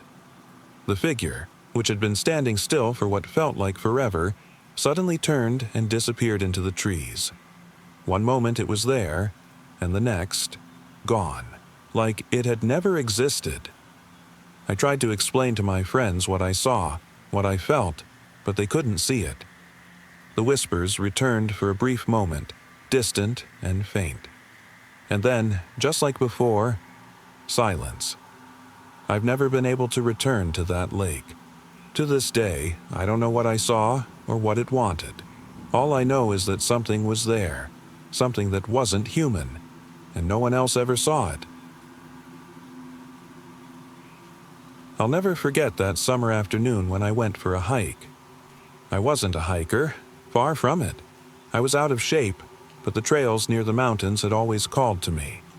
The air was warm, the sun was bright, and the forest stretched endlessly in every direction. I decided to take a trail that led deeper into the woods, away from the main paths and the familiar sounds of civilization. At first, everything seemed perfect. The birds chirped, the trees rustled gently in the breeze, and the only sounds were the crunch of leaves beneath my feet. I wasn't exactly sure where I was going, but I didn't care. It felt freeing to be away from the constant noise of phones, people, and the city. I walked for hours, letting my thoughts drift as I lost track of time. Then, the atmosphere shifted. It wasn't sudden, more like the gradual descent into something off. The birds stopped singing, and the forest became eerily silent. The air felt heavier, thicker. The light filtering through the trees seemed dimmer, almost unnatural. I noticed the shadows stretching longer than they should have, growing darker, more menacing. My stomach twisted. I stopped and looked around, unsure why I felt so uncomfortable. Everything seemed the same: trees, rocks, the trail, but something wasn't right. My instinct screamed that I wasn't alone. Slowly, I turned in a circle, scanning the forest. There was no one, just the trees, endless and unchanging. I tried to tell myself it was nothing, that I was just imagining things. But the longer I stood there, the more I felt eyes on me, watching. I quickened my pace, my heart pounding in my chest. The trail curved ahead, leading deeper into the woods, but I didn't want to go any farther. I wanted to turn back. My breath grew ragged, and with each step the sense of being followed only grew stronger. Then I heard it. The faintest whisper, just on the edge of hearing. It sounded like my name, softly spoken, carried on the wind. I froze. "Who's there?" I called out, my voice trembling. No response. The forest was still, except for the sound of my own breathing. My head was spinning, and my chest felt tight. I kept walking, but every instinct in me told me to turn around and leave. I glanced back once, and for a moment I could swear I saw something. Just a flash of movement, disappearing behind a tree. My pace quickened, and as I did, the whispers began again, louder this time. They surrounded me, coming from all directions. I couldn't make out the words, but the sound of them sent chills down my spine. Panic gripped me. I wasn't thinking straight anymore. I ran. The trail twisted and turned, but I couldn't see the end. The woods felt endless, and the deeper I went, the darker everything became. I could barely make out the path beneath my feet. Then I heard it again. A voice, closer this time, clearer, more distinct. "Turn back," it said, but it wasn't human. It was hollow, distorted, like the echo of something long dead. "Leave this place." I stumbled, crashing through the underbrush. I didn't care about the trail anymore. Nothing mattered except getting out. My mind was screaming for answers, but I knew there weren't any. Suddenly, I burst out of the trees into a clearing. My eyes widened. There, in front of me, stood a figure. Tall, impossibly thin, with skin that seemed to ripple like smoke. Its eyes were black, hollow, and empty. It didn't move, just stood there, watching me with a cold, unsettling stare. I stopped, paralyzed by fear. My breath hitched and my legs felt like they would give out. But something inside me told me to run. I had to get away. I turned and sprinted back the way I came, but the forest seemed endless. Every shadow felt alive, every noise a threat. I couldn't shake the feeling that something was behind me, something that had followed me from the moment I stepped off the trail. Hours later, I made it out. I don't remember much of the journey back, only that I kept running, not knowing if I'd ever escape. To this day, I don't know what that figure was or why it followed me. The forest isn't the same to me anymore. There's a quiet, lingering fear every time I step into the woods, a reminder of that day when I became lost in a world I couldn't explain. It was a quiet, ordinary Friday night.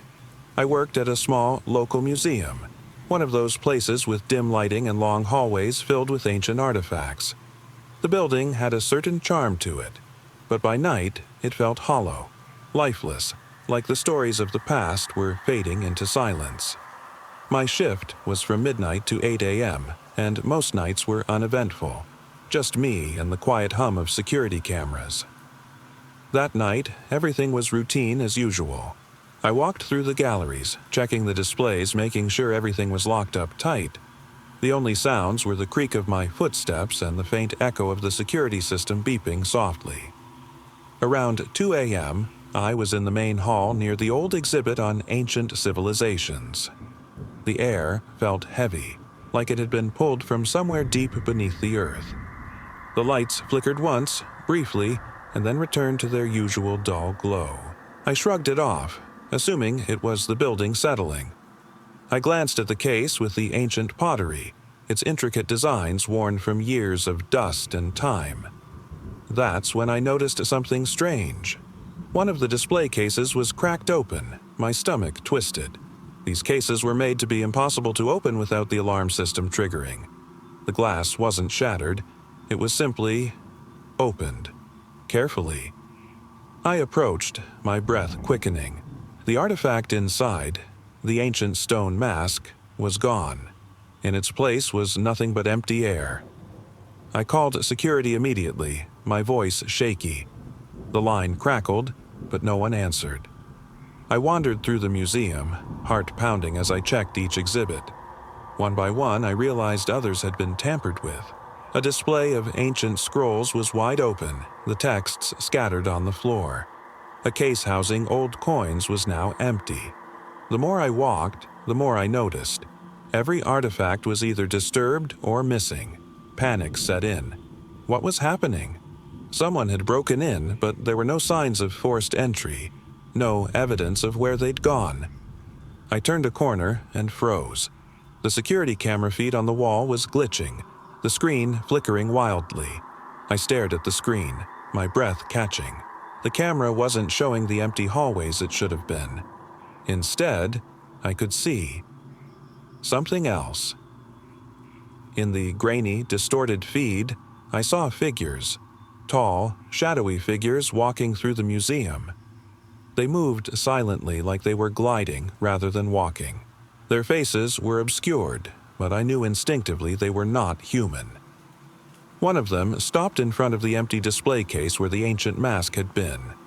The figure tilted its head as if inspecting the empty space. Then it turned slowly, as though it could feel my gaze, and began walking toward the camera. The screen went black. I stumbled backward, my heart racing. I didn't know what to do. There was no one to call, no one who could help me. I could feel them in the museum, moving through the darkened halls like ghosts. As I stood frozen, trying to comprehend what I had just witnessed, I noticed something else. The air was colder now, colder than it had any right to be, considering the time of year.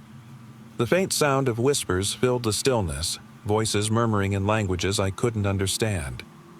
I wanted to run, but every instinct told me that running wouldn't help. They were already here. I kept walking, trying to find an escape, but everywhere I went, the shadows followed. I realized, too late, that the missing artifacts weren't random. They were gone. Stolen by the figures that had emerged from some forgotten part of the museum. Then I heard a voice. It wasn't from the shadows or from the air. It was behind me, right beside me. Return what was taken. I turned around, but there was nothing there. No one. No sound, except for the whispers, still echoing from the darkness. I didn't know if I was losing my mind, but I knew I couldn't stay. I rushed out of the museum, sprinting into the night, my breath visible in the cold air. The police came later, of course. They found no signs of forced entry, no evidence of anyone breaking in. The artifacts were never recovered, and the museum remained silent. They assumed someone had broken in and escaped, but I knew the truth. Whatever those things were, whatever had taken the artifacts, they were still there, waiting. I've never gone back to that museum, and I never will. It started as an ordinary Sunday drive through the countryside. I'd packed a few snacks, some music, and planned to spend the day exploring the old back roads, places I hadn't visited in years.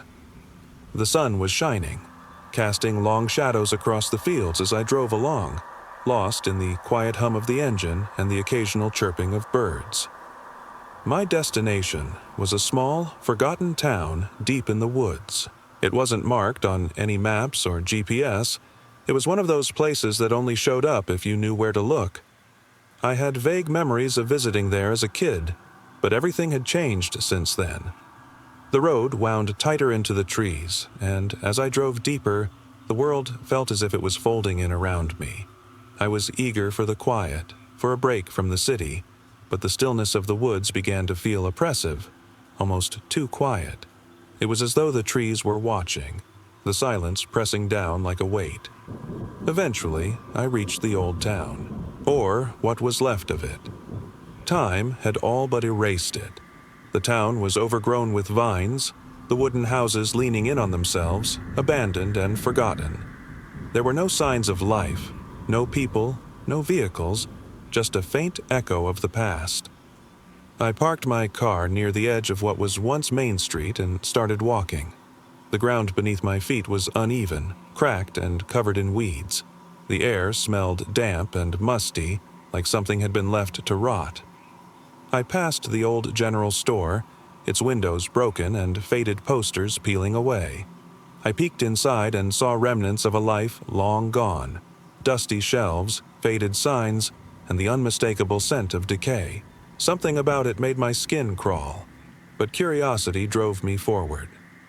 I wandered through the town, stumbling over old bricks and rusted metal, feeling as though I was stepping through a memory. Every sound seemed amplified in the quiet, my footsteps echoing off the crumbling walls, the creak of dry wood, the distant call of birds. It was peaceful, yet unsettling. As the sun began to set, I reached the outskirts of town. I sat on an old stone bench, trying to take in the view of the overgrown fields and the distant horizon. The quiet seemed to stretch forever, the woods pressing closer with each passing moment. That's when I heard it. A faint sound, barely audible at first. A whisper.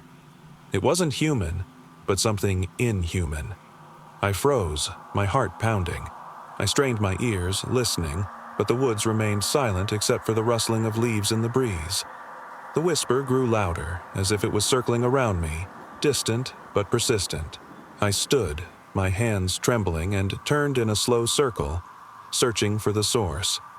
The woods were darkening, the last light of day vanishing behind the trees.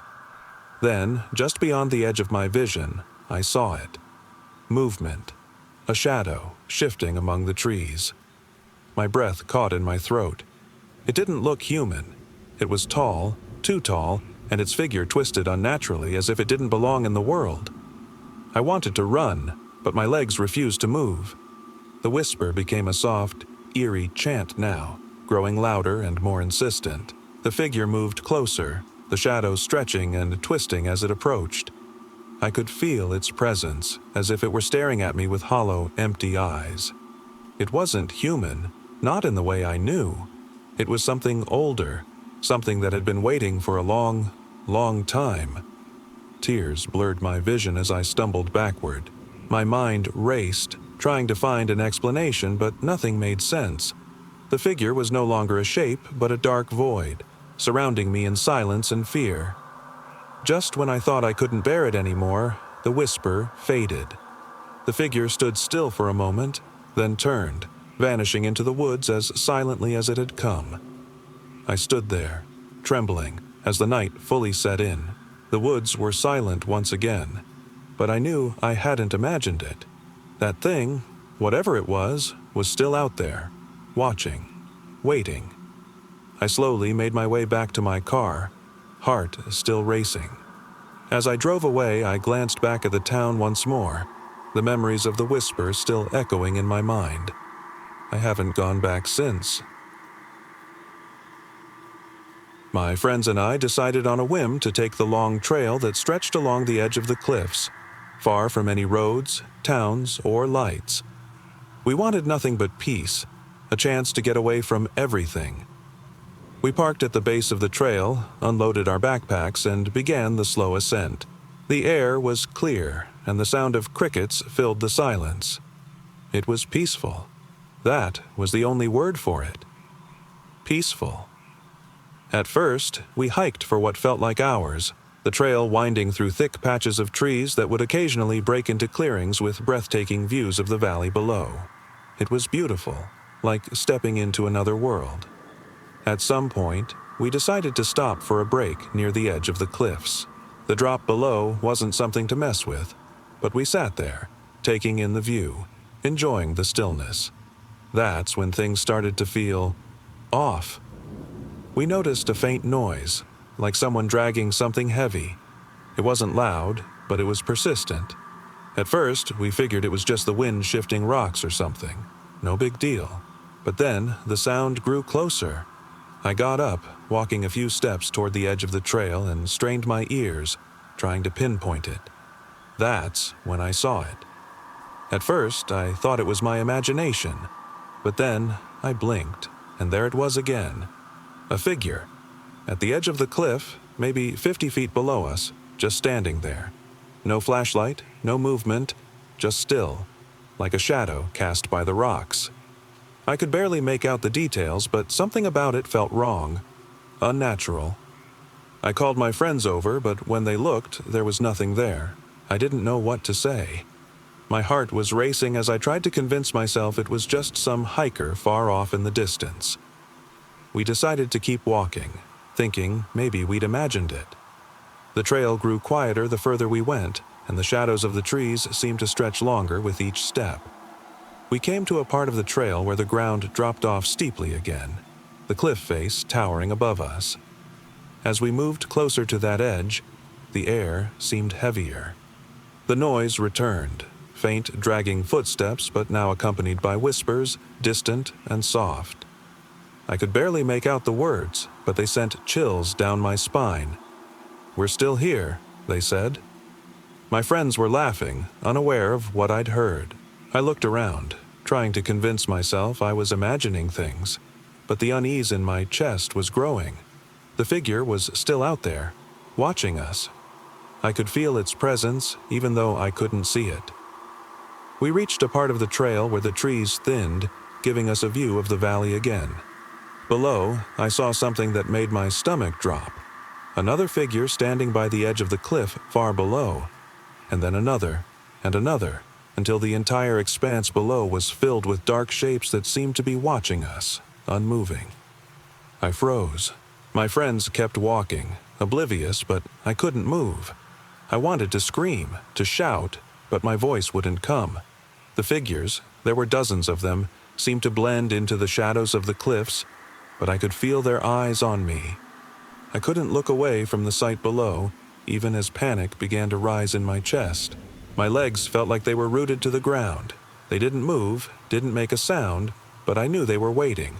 I turned around and yelled at my friends to stop, but they couldn't hear me. I could barely hear myself. "Guys, stop!" I shouted, my voice barely more than a whisper. They were already too far ahead, unaware of what I had seen. I begged them to come back, but it was like they didn't even hear me. My mind was screaming, "Run back! Run back!" But my feet wouldn't move. My gaze was still locked on the figures far below. The dragging sound grew louder again, this time coming from above, behind me. I could feel something close, closer than it had been before. I turned around slowly, and that's when I saw it. The figure from earlier, the one by the cliff, now standing just a few feet away from me.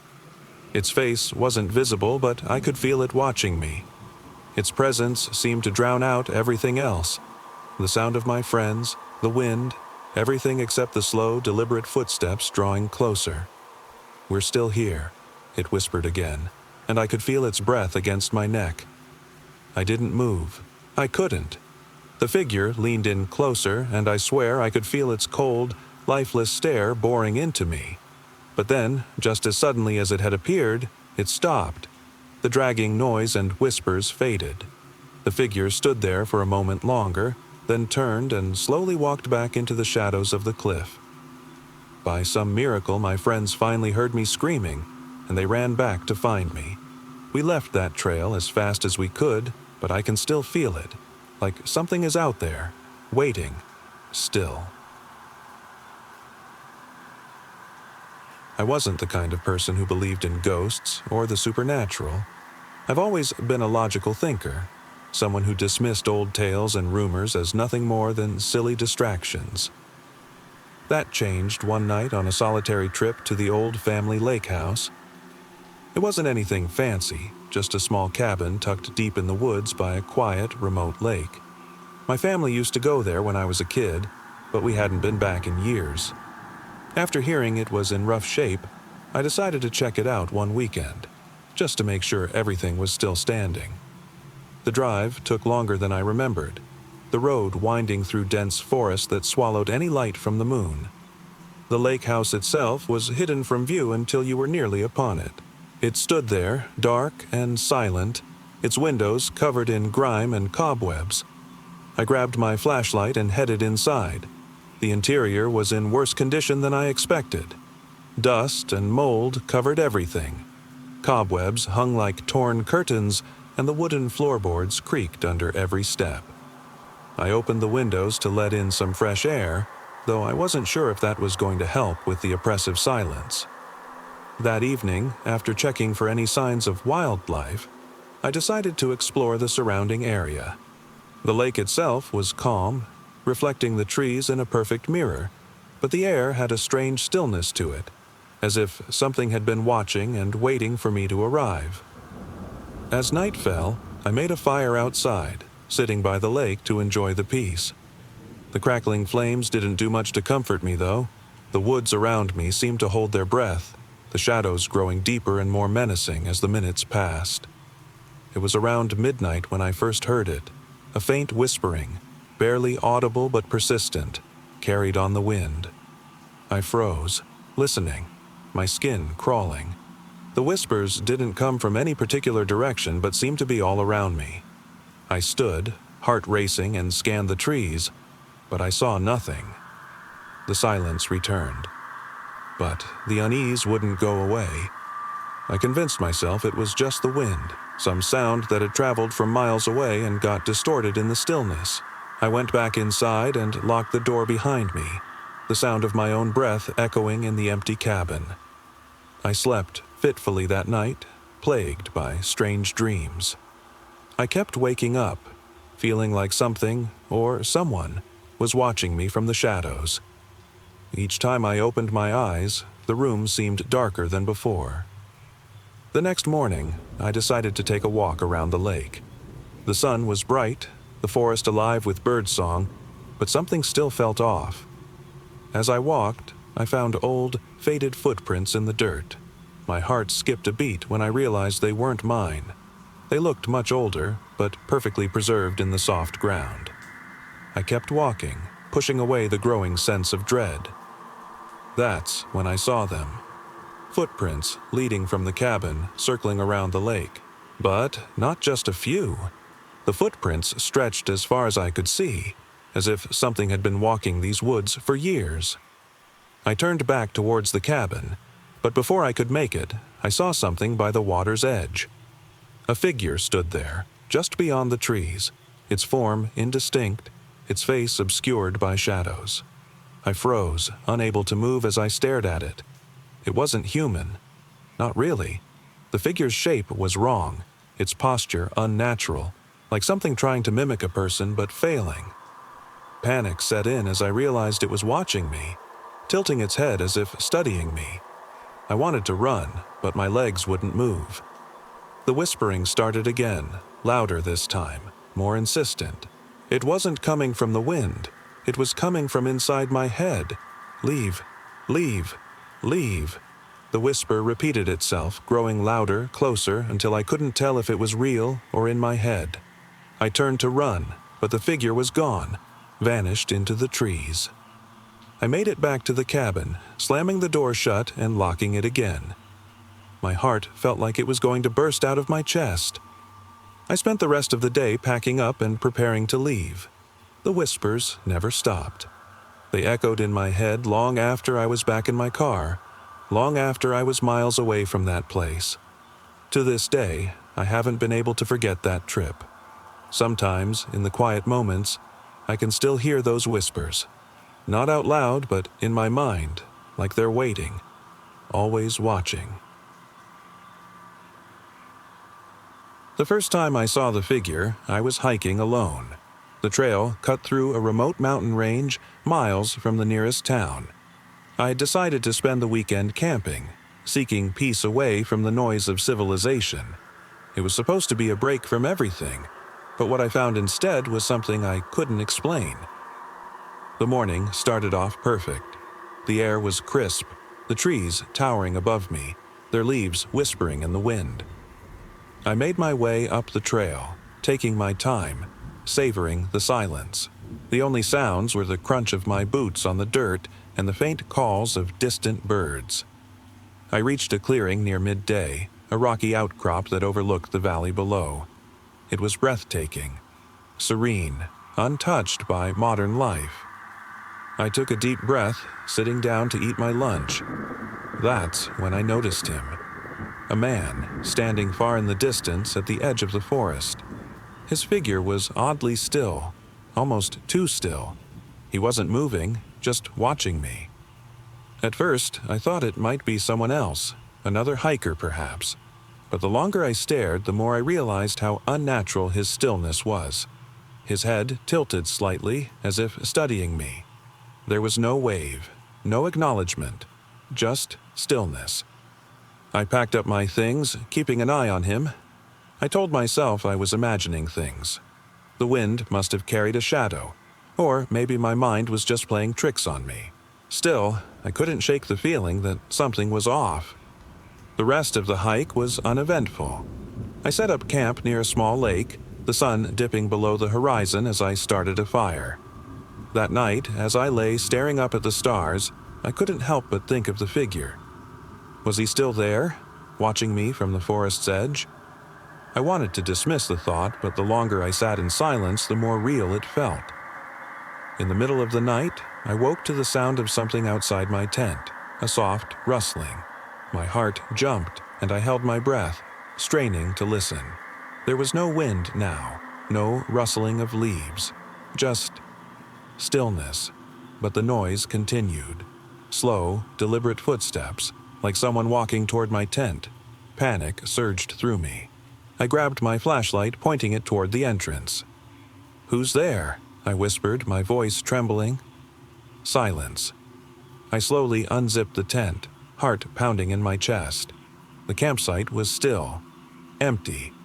But the feeling of being watched was overwhelming. I had no idea what I expected to find, but the sense of someone, or something, out there lingered in my mind. In the morning light, I checked the area thoroughly, but there was no sign of anyone. No footprints, no tracks, nothing to suggest I wasn't alone. I felt the weight of unease settling deep into my bones, but I packed up and continued my hike, telling myself the encounter was nothing more than paranoia. It wasn't until I returned home that I realized something was missing from my pack, one of my water bottles. I searched through my gear, retracing my steps in my mind. The bottle had been full that morning, yet now it was gone. I don't know how it vanished. I know I would have noticed if I'd lost it along the trail. The bottle was one of my last few. Water wasn't plentiful out there, and yet it was gone. I've never returned to those mountains. The memory of that figure, still and silent, watching from the trees, stays with me. I can still feel his eyes on me, even now, long after I've left the wilderness behind.